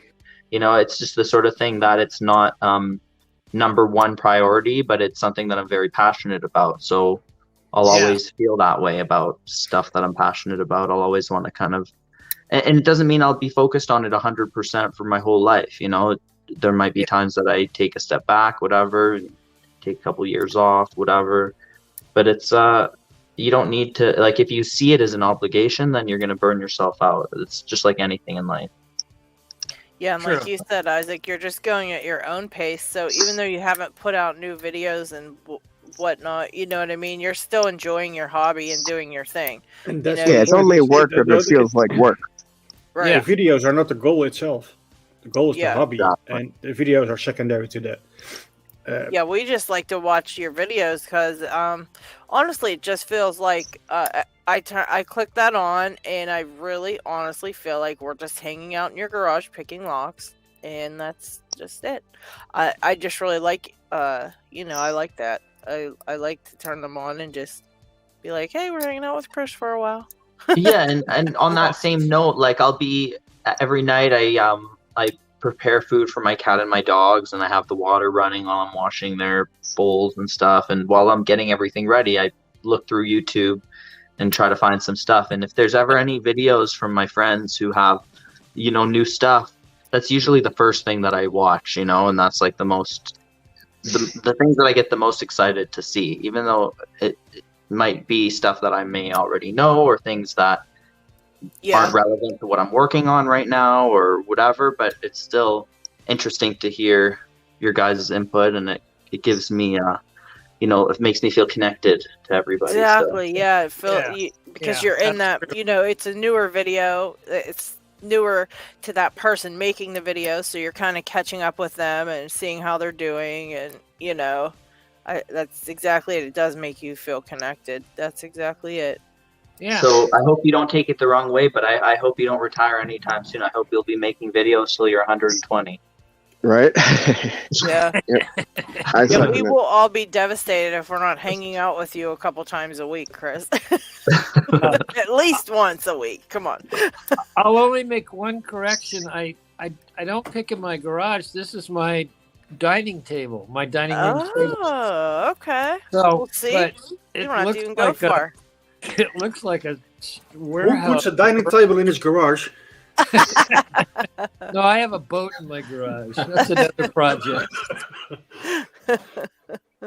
That's another 24-year project.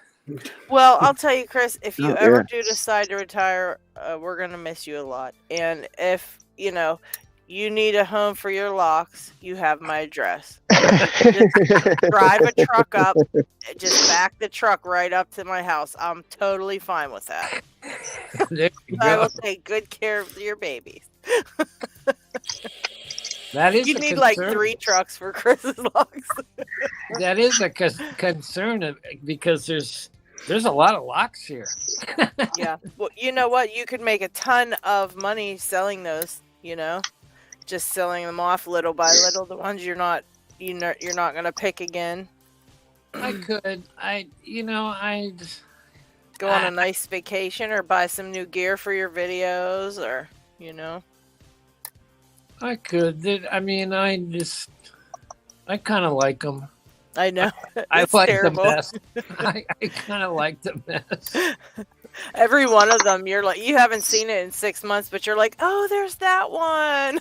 Yeah, I find it. It's like discovering old friends. It's like, oh, I thought you were dead. Oh, no, there you are. Oh my goodness. Right? I thought you were retired. Let's have a pick for old time's sake. Yeah.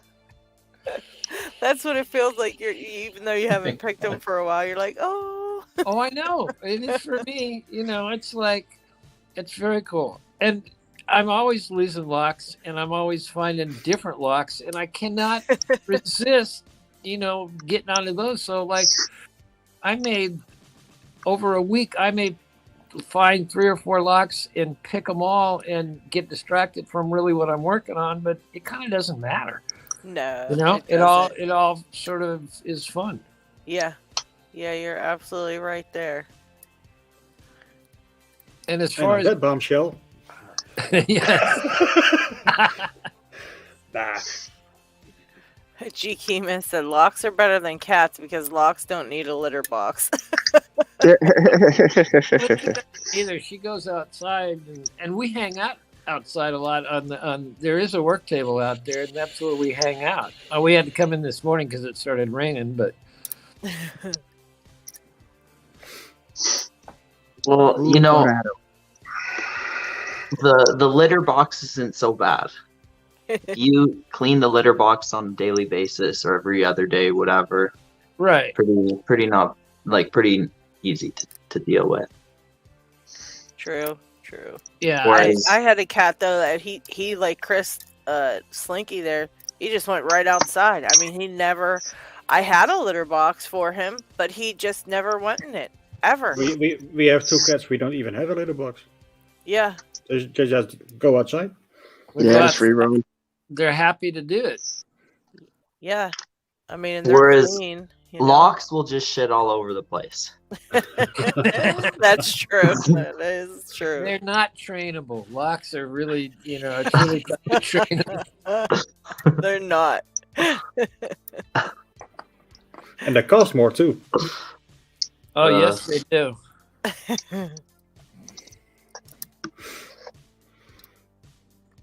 Trucker says, when I watch Chris's videos, I feel like he's the cool uncle sharing his skill, knowledge, and experience with him. GT, I've had some locks that have spat out some hairballs before. Trucker. Speaking of hairballs, Isaac, I haven't received my lock of your hair in the mail yet, so I'm still waiting. I know it's on the way. I know it's coming soon. It has to be. Yeah. Oh my god. I missed that giveaway. Well, it may be if if you're nice, I'll send you a part of it. But Isaac's very good luck, guys. I mean, very good luck. I mean, just talking to him while you're picking makes you get really good luck. So I figured if he just sent me a lock of his hair, I could hang it on my vice, and I'd be good. But evidently he donated have like all it. these requests from people asking for my hair, and it's just gonna have like all these random bald spots all over my head. Everybody's vice has all these scalps, mini scalp. Instead of a rabbit foot, it's going to be an Isaac lock. The lock of his hair. Oh, man. Well, yeah, that's right. Terry has a good point. You have to promise me you're not going to use any of it to make any voodoo dolls. Oh, no. That's no, I couldn't do that because I'm going to be walking around and all of a sudden I'll pull down my pants and I'll be like, what the heck? That damn Jen's made a voodoo doll of me. Dana said frantically calling Jennifer in the middle of the day. Put in my pants. Don't put your pick in there. Come on. No. It wasn't me calling Chris. Chris, was this you?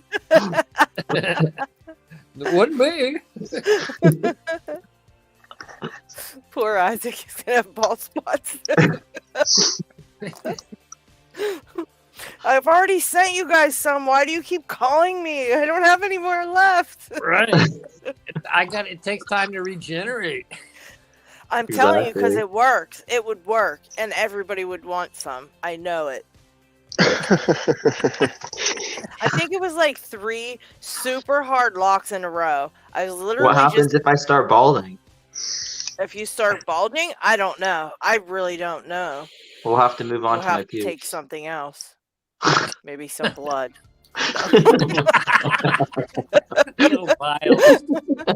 Guess what? We'll have to rely on our own skill then. Naval for You can put them in really, really good packaging, like this thing with a big thing on there. And okay, don't let it get out. Don't let it get out. Okay. You dip your pick in it. It's like, okay, we're gonna box.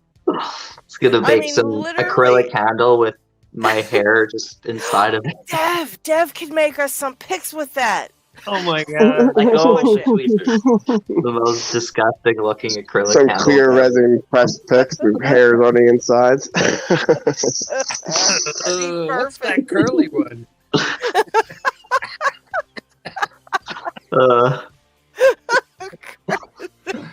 god, I'm gonna piss. I'm gonna wet myself.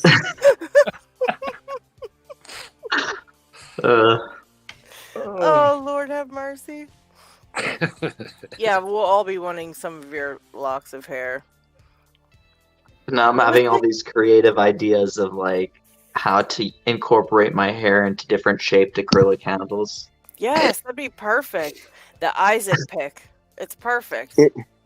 The Isaac. We'll just call it the Isaac. You could have it like in the shape of an arm, and then like on the part where the arm is supposed to have hair, have my hair sticking up out of the acrylic in the handle.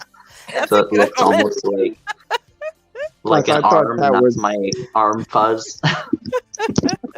That was funny if you saw D-Max video with XB mod sells the dick pic. And he He saw his little video. He's raking the lock with little dick pic. That was funny. You can do like balls with like little hairs hanging off of them. All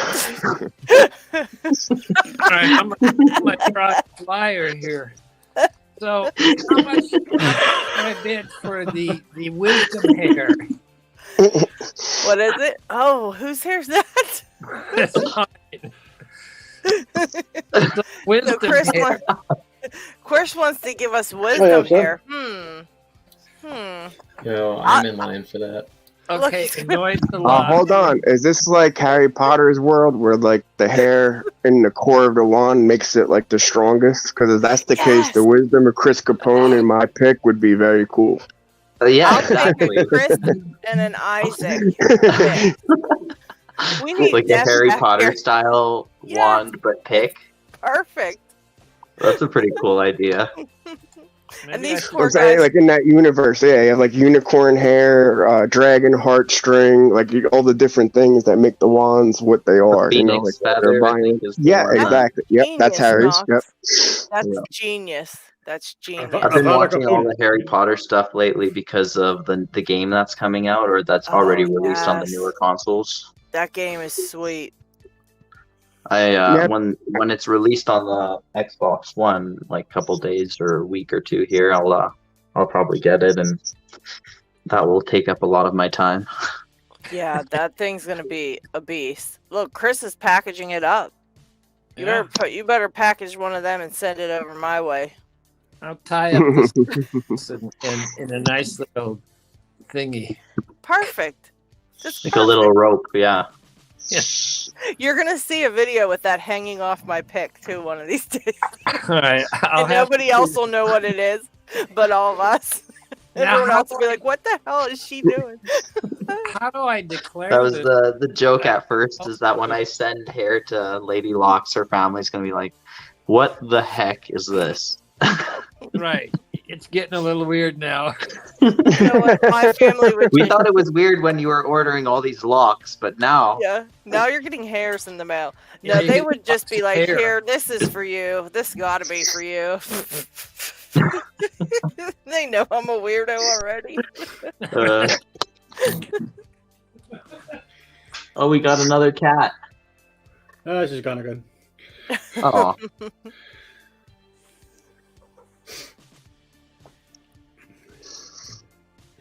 Yeah, that's for Christmas. My now ex-girlfriend got me my favorite guy from Harry Potter, Sirius Black. So it has a little inscription engraving of Sirius, and it says, "The ones who love us never really leave us. You can always find them in here." Sounds like what he tells Harry about his parents, and it has inside. It's a little hand-wound That's musical when Harry box. is worried It makes a about little. that he's going to be a bad person or something. Well, it's when he finds out that Sirius is actually related to him and that he's his godfather and that he knew his parents and that, you know, basically he's telling him his parents were good people and by who he is in his heart, being raised by his parents, he'll be a good person, you know, if he listens to just... Yeah, you know, because what I think he's that was in Order of the Phoenix or something that he's talking about that? Or is that in the one before? Yeah, no, I want to say that was I believe it was the Prisoner of Azkaban. Prisoner of Azkaban, yeah, Prisoner of Azkaban. The actual The reason one why I'm with- saying that is because in the Order of the Phoenix, I think he says something about Harry's worried about like how he's going to be a bad person or something because he feels like he can feel Voldemort and the connection to him and all Hold that. on, I think what you're talking about is a pensive memory. A memory with him in the pensive with Dumbledore, because I'm pretty sure Bellatrix already killed Sirius at that point. Oh, and, right, yes, yeah. And it was right and before Dumbledore showing Harry the memory, and it's kind of meant for Voldemort, but it has the whole Sirius connection to it. Yep, I know what you're talking about. But anyways, I didn't read the books. I just saw the movies, and I know that the movies did a lot of injustice to the books. So I thought they weren't too bad. I didn't think the movies were too bad compared to the books. I mean... Yeah, it's hard to break down, and especially at the end how she tried to throw layers on layers. So it's not just the bloodlines you're following, but like now you're also following Horcruxes, and at the same time, like the Deathly Hollows, which is a whole other sub thing behind it, which Harry's trying to pursue to fight him. So it's like you have multiple threads going on to find. You know, Yeah, it was just so multiple it's things not. by the end. And here I just feeling sorry for Dobby. Yes, Yeah, exactly. I know, and they're right? not. It's not very linear. Oh, I almost cried like reading that one. I knew it was coming. I was like, I dude, know. why didn't he? The first time when he did the whole apparition and he didn't grab everyone and leave, I was like, oh no, like who's going to die? I didn't know it was going to be him. I was like, because he has to come and go too many times. So the fact that he had to come and go, and I didn't see Bellatrix and a knife, but I knew someone was going. I didn't think it was going to be Dobby. I thought it was going to be like Luna Lovegood or somebody else that was traveling with Harry at that time. It just happened to be locked up with him in the dungeon. Like, you know, I was surprised she made it to the end, tell you honestly. Well, with the way they were killing off main characters, you know, she was just kind of like a sub-okay character. So I thought she was really, like, expendable. Like, they wanted you to get attached to her just so she could be an expendable Hermione, kind of, you know? I feel like a lot of good books and movies, that the ones that kill off the main characters that you really grow to love in the character, you know, when you're watching or reading, those are the best, the ones that you get most invested in emotionally, because they kill off one of the main characters, and it like really makes you just be like, I can't believe that they did that, you know. And I think that's how they pull you in even more, because they did, you know, when they do that. So I think it's a good trick in you know, literary terms, you know. Yeah, and I like, for me, what J.K. Rowling did, like particularly with Bellatrix, where her being such a chaotic character, like anything can happen with her from good to bad. Like you never knew what was going to happen. I thought Helena Bonham Carter did a good job of kind of being that type of weird, or that type of double crossing, or that type of how she at one moment she changed how do you call it? Changed places with God damn it, I'm so bad at names. For the council. When she are you thinking when Hermione turned into her or something? Yeah, exactly. Okay. Oh, when they all need to sneak into the Ministry of Magic. Yeah. And they have to do the whatchamacallit potion. Polyjuice potion, or Yeah. Yep. Yeah, that's she it. did that so perfectly. I was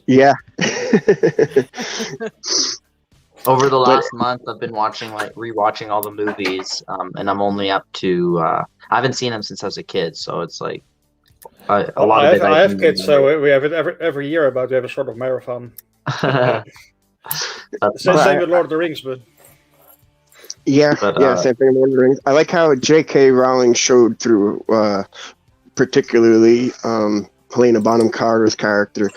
Really, like, for somebody that's pure chaos, you know, even at the end, how she's flaunting, I killed Sirius Black, and she's, you know, she's not just like instigating, but I mean, she's so manipulative, like how she made Snape into the, you know, using his affection towards her sister to swear on Draco's protection, you know what I mean? So she like manipulates love for others to her advantage, even though it's not anything to do directly with her. But at the end, that same chaos is like, you know, it's bad, and even to Voldemort, she's defiant. Like in the book, you know, a couple times he reprimands her and, you know, in a way, bitch smacks her. So it's like, what, like, you know, she really doesn't have a master, or she doesn't, like, she's just so chaotic that she just does whatever she wants, and that's, you know, come to be her downfall. Yeah, she played that really well, I think.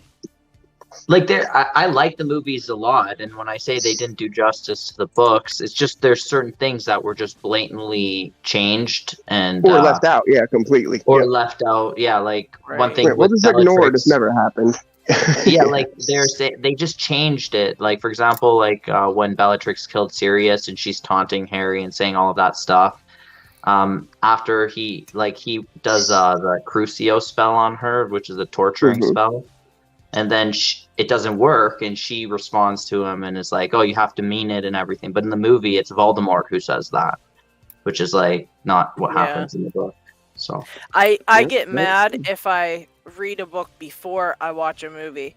If I watch the movie first and then read the book, I don't get so mad. But if I've read the book and then, because in my head I've already created everything, everybody yeah, I what see they what look you like, mean. The imagery doesn't. If the screen imagery doesn't match what's in your head, then it's conflicting. It's like, oh, Yeah, whoa, it that's not makes what me I. mad. Yeah, I get actually mad too. Like I'll be like, "Well, I can't even believe they did that. Like that was ridiculous." Like I get so upset with it. But if I like watch the movie first and then read the book, I don't get so mad. Well, as we're on Harry, this was from Lambda.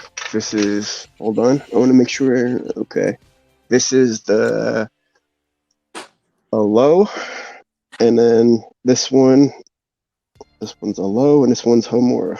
So it's the spell that in Harry Potter's universe, the Alohomora unlocks any lock. So when I was making this for Lambda, at the time, I'm kind of a Peterson's fan a little bit. So if you look at the tips, they're a little bit pointier, which is what I wanted, as opposed to completely flat. But one's kind of a gem shape and one's kind of hook one shape. But as far as the handles, he just called them generically wizard handles. And I was like, well, I kind of, the way he pinned them, and then he had a couple different suggestions for I'll call it 3D grip for lack of my descriptions. But this was the way I wanted it, and this is the way he did it and glossed them up. And I just wanted them very basic. Like when he was first showing me pictures, they kind of reminded me of like the Nimbus 2000 or whatever, like Harry's first broomstick. So when I'm having the pair made, just kind of thinking of Harry Potter, I was like, you know what? That's all called the set Alohomora. So that's cool. the gem in the one. I love the part in the Philosopher's Stone when she does Alohomora on the door to the three-headed dog. Oh, the Cerberus, yeah. Yeah, if you look at that door, it's just like basically a bar of metal on a latch. Like she could have just lifted it up. There's no lock on that door. When she does the spell, it just lifts the metal up and pushes the door open. It's like you could have just done that with your hand. Yeah, but it's the same as with the guy in the cafe in, I believe it was the first movie. I don't know. I have to look it up. There's a guy sitting in the Muggle world, so to speak, in a cafe, stirring his coffee with a wand, and the wand is free floating in the coffee. Oh, so, yeah, and it's just spinning. Yeah, yeah. But his finger is 2 centimeters above the wand. I mean, there's like, are you even dead? Yeah, really. I never thought of that, but you're right. You're right. Plus, if you look deeper at it, he isn't even allowed to do magic outside of the magic world. So, and it's, and I believe it's a dark spell he's using also. Oh, so that's a little Easter egg kind of thing. Yeah, that's very true. Now that you mention that, when like books 1 and 2 and years 1 and 2, they're very strict about any magic being used outside of like school grounds, or everything's run through the Ministry of Magic. So like if you're using magic without permission, you're getting in trouble. But like by the time, I guess it's right after Azkaban, right when they're about to go for the stretch, like that kind of goes out the window. Like once the tormentors come in, whatever, that's I guess with the Patronus spell. I guess once they start kind of teaching the Patronus spell and everything else, the whole ministry kind of disappears. I know the vampire guy comes in office, and then Voldemort comes in after him. His last name begins with an S. I can't remember. Yeah, I know what you're talking about. Yeah, it's not coming to me either, but. Yeah, but just seeing how the whole Ministry of Magic falls apart, and they take a lot of echoes from War 2, like for the statue that they make for Voldemort, and technically if you want to say it's satanic, but in a way it's kind of like the Baphomet statue, as like the one above, one below, and then you look at it how it has the children encircling in it, like it's exactly kind of like that. So in a way, I guess that's a nod to the darkness. And then when you look at the that's like in the Ministry of Magic, and then when you look at like Voldemort statues, with Nagini, when she's coming around the big snake, and she's coming around the table, you see Voldemort has a couple like bust statues that are old. Well, technically, thinking about it, in the movie, if they're living in Draco's house. What do they call the Malfoys? Never mind. So yeah, they'd be Malfoy owning that at that point. Not Voldemort. Never mind. I was remembering where Voldemort lives, and I you guys forget should it. definitely watch it. They said that What they've was that? never seen Harry Potter. Yeah, it's been a while. I might have to rewatch them. I rewatch them sometimes, like right around Christmas. They come out again on TV and stuff, and that'll remind me of them. So then I'll watch them like on my own, but you know, it reminds me of them. So I'm like, oh, I want to see that. Oh, Mayor Videos Treasure Hunters popped in to say At the end hello again. and goodbye because they have a lot of work and homework they gotta get done. Yeah, my grandfather got me. He just passed away. I guess it's just over 2 years now. But somebody noticed when I got my ring from him, the first lock I was picking, I didn't even think about it. And they were like, "Is that a wedding ring?" And it's like, "Oh wow!" Like, no, that's my inheritance. Like, because of that, I don't wear it on that finger anymore. I wear it on my middle finger. I didn't think of it when I put it on. Like, that was just what it fit. But one of the things he got me, it's a chest, as if you were going to Hogwarts. So it looks like a wooden chest, and as if you were going away for school, for like in the movie. And then you open it, and it has all 8 hardcover books, and then it has patches for each houses. So like each house has a patch, a little pin, and then like a little like a index card sticker thing. And then for the one for Sirius Black, I thought was really cool. It came with this holographic. So like 1 minute he's sitting in the cell, the next minute he's standing up, and then he turns into a wolf. So it's like a three shaded. Yeah, I thought that was kind of cool. But it's a big, huge box set. Like it's it's a big trunk. I think 8 books plus all. Look at that. All goodies. Is that prevarication down there? He's showing something down there. What? Oh, sorry. No, I'm just I have now broken 2 keys, and this last one I think I was down to the right thing. So yeah, Yos I am not, Holly I am not, Rubber Band I am not. So don't follow my example, kids. Trev, when you're turning to try to tension your key, how are you doing it? Can I watch you do a couple? Yeah, totally. Let me do this. And do you have some type of handle for that that you have? The vice grips are fine. So vice grips, basically what I'm doing is I've got this inserted now. Now I'm trying to hold it just kind of up straight, turning to the right, about twice as hard as I would turn a key, up and down once, turning to the left about twice as hard, up and down once. Locky, do you mind pulling up his thing a little bit bigger so I can see? Gotcha, cool. I'm gonna get a quick idea of if I got a mark. Oh. Okay, I got a single mark, so let me... Not mine. No, KnoxLocks popped in, so there. Nice. Shifted my timeline. Okay, so basically I have that inserted. Sorry, I know my camera's not very well set up, but basically I'm just grabbing vice grips like this, only up here, going to the right once, up and down, left, up and down, and I'm doing about twice as hard as I would turn a key normally. So, sorry, I'm trying to think if I can bring this up a little bit. Maybe, something like that. But yeah, if you have any advice or tips, that would be wonderful, because I asked on I forget what the impressioning Discord server is, but I think it's called Impressive Opens or something like that. But anyway, I asked on there about getting lucky impressioning opens, because I'm getting a lot of lucky impressioning opens, and the only response I got back was like, "Oh no, like maybe on some locks, but like there's no such thing as a lucky open." And I'm just sitting here, I'm like, "Oh, there definitely is. I just don't know exactly how to chase it yet."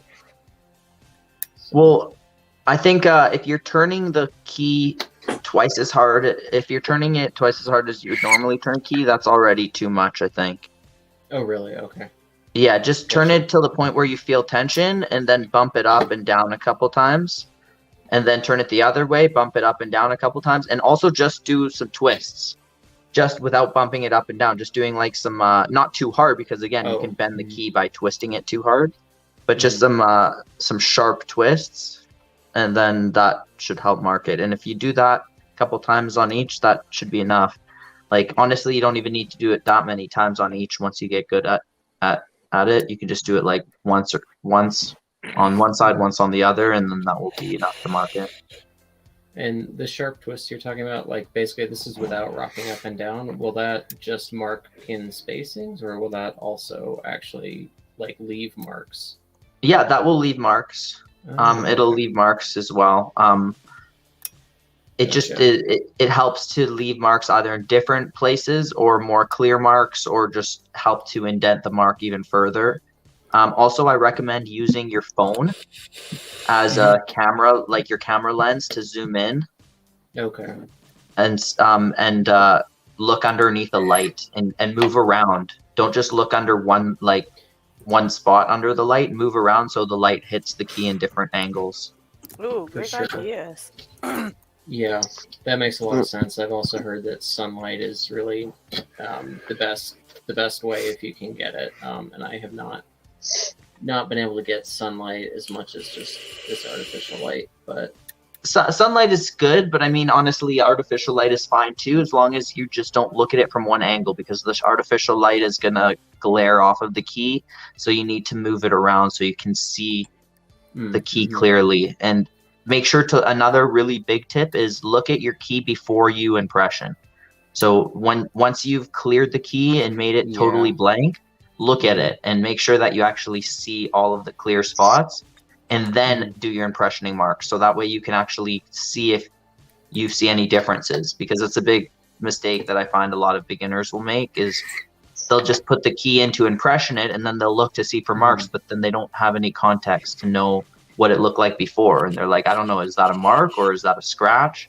And they don't know like if that was there before or not or whatever. And so that's why I'm saying if you file it before or whatever, like get it all prepped before, and then you look at it and you can see it's clear, and then anything that comes up afterwards, you'll know that it wasn't there before. Gotcha. Yeah, that makes sense, because I've been trying to do that, but like I'm finding myself, when I pick locks and like I get lost, I'm like, wait a minute, was it pin 5 or pin 6 that was having that like same thing with key? I'm like, okay, I remember there was a scratch, but like crap. That's another good thing about using your phone is that you can take a picture.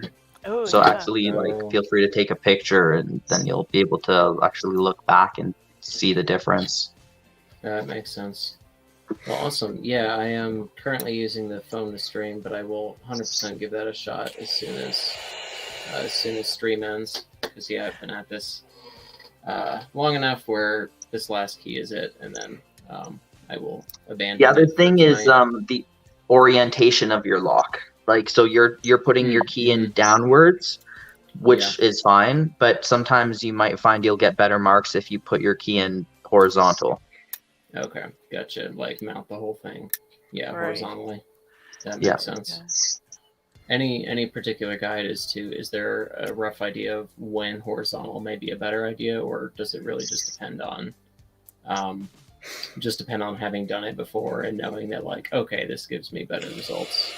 Yeah, it depends on, first of all, each lock and situation and your personal preference. But I find that like you may hold it differently, and for me personally, I like it horizontal. I feel like I get better angle on the pins and just leverage with my key, and in a way that I feel like I'm not gonna break it, but I'm also marking it well.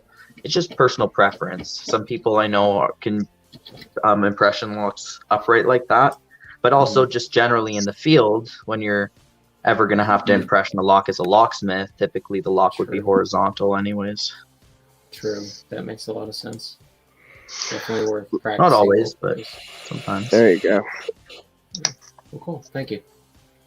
Very great tips on that. Keep me posted, and don't be shy to like send me any messages or ask me any questions, and let me know how it's going, because I'm happy to give you advice more so. And I'm not like a super expert at impressioning, but I definitely love it, and I think it's a really cool skill. So I can also say if you just message him towards the end of your filings and things like that, it'll definitely open because he's good luck. I guarantee Will it. do. And watch next week when you're like, I can't believe it worked.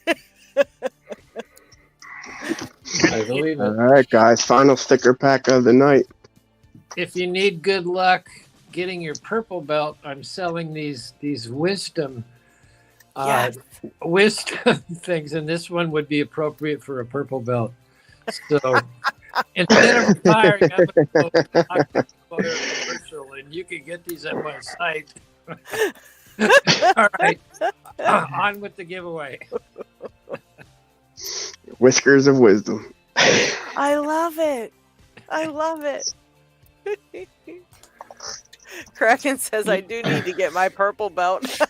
Yeah, same here. So you can send it to me, Chris. Poor Chris will be bald next.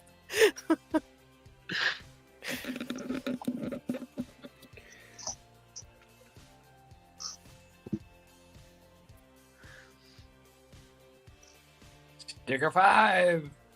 Yeah. And that also brings us to the end of the show for today. Yes, Sadly. we're going to call it a night after the sticker 5 giveaway. Yeah, thank you everybody for showing Great up. time. Great Happy time. birthday. Great show. Yeah. Yeah, I enjoyed this very much, man. Thank you everybody thank you Lady Yeah. Locks, thank you It was LockHeat for hosting it and having me. I appreciate it. Lots of fun. And if somebody else ever has something that he wants to do a special about, just like KnoxLocks does today for his birthday, just reach out. We're more than happy to facilitate. I will be doing a, what are we going to call it? Impressioning time with a Greenish one. So he's going to help me learn how to impression. And we figured we might try to do that live so that Oh, very good. yeah, Awesome. people could tune in and either watch it later. You know, you could join in the live and ask him questions about impressioning. Follow Yeah, Greenish along is with really it. good at impressioning. So yeah, he said he'd like to do that, and so we figured we'll do it live. That way, if people have questions, they can ask like in real time if you're following along. You know, doing I think he it does at the same time. competitions. Oh wow! I think he does impressioning He does, yeah. competitions. He does. Heck yeah, then that's a great teacher. That's Yeah. a great. That'll be. I And think he's that'll Dutch, be so- very helpful. So I'm just waiting on my lock. I'm waiting for. Picksmith said he'll send me a lock. I talked to Rubber Band and he said he would send me one, but he would get back to me, and I haven't heard from him. So I asked Picksmith. So hopefully in the next week or so he'll get me out a lock for that, and we can start it up. So just keep an eye out for that. Anybody that wants to learn impressioning, because that'll be coming up too.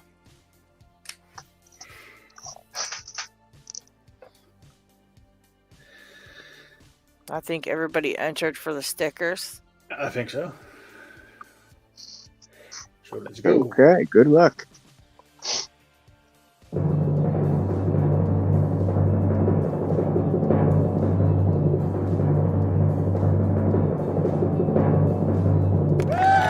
Isaac!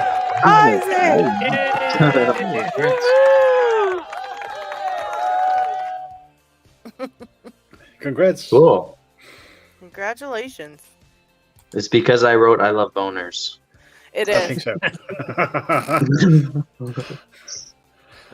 It really is. Okay. And on that note, don't forget, next week on the one half of the world, we are 1 hour early, so back to our usually schedule on that side. And then we'll be set for another half a year. Awesome. Okay, LockHeat, thanks for having me. Lady Locks, thanks for co-hosting. I really appreciate you inviting me on. Anybody, if you happen to notice the PayPal underneath and want to help contribute to the shipping of any of these locks, feel free. You know, that's no obligation necessary, but you know, hey, anything would help. And again, if you haven't subscribed, And now would be a good time to. I never hold any of my giveaways behind a subscription lock. You know what I mean? It's never a forced thing. So I mean, I want to earn your subscription, or earn your sub. So if you feel hanging out and whatever I've done, so please subscribe. By the way, Knox, send me a message and I'll send you some money for shipping for the sticker package to me. So I got them out to you, dude. It's no big deal. We'll work it out in the back end. I know, but just hit me through Discord or something. We'll that figure way it out. I can help out with that. Okay, that'd be cool. And on that note, I'm gonna see you guys all next week. Don't forget to put the lights out, was it? I believe. Yeah, don't forget. All right, have a good night. Before you leave. Yeah, don't forget And to happy lock up birthday again, before you Knox. leave. Happy birthday, very Knox. Thank you very much, guys. Thank you. Have a good night. Be safe. Yeah, Remember, guys. anything is possible when everything is unlockable, right?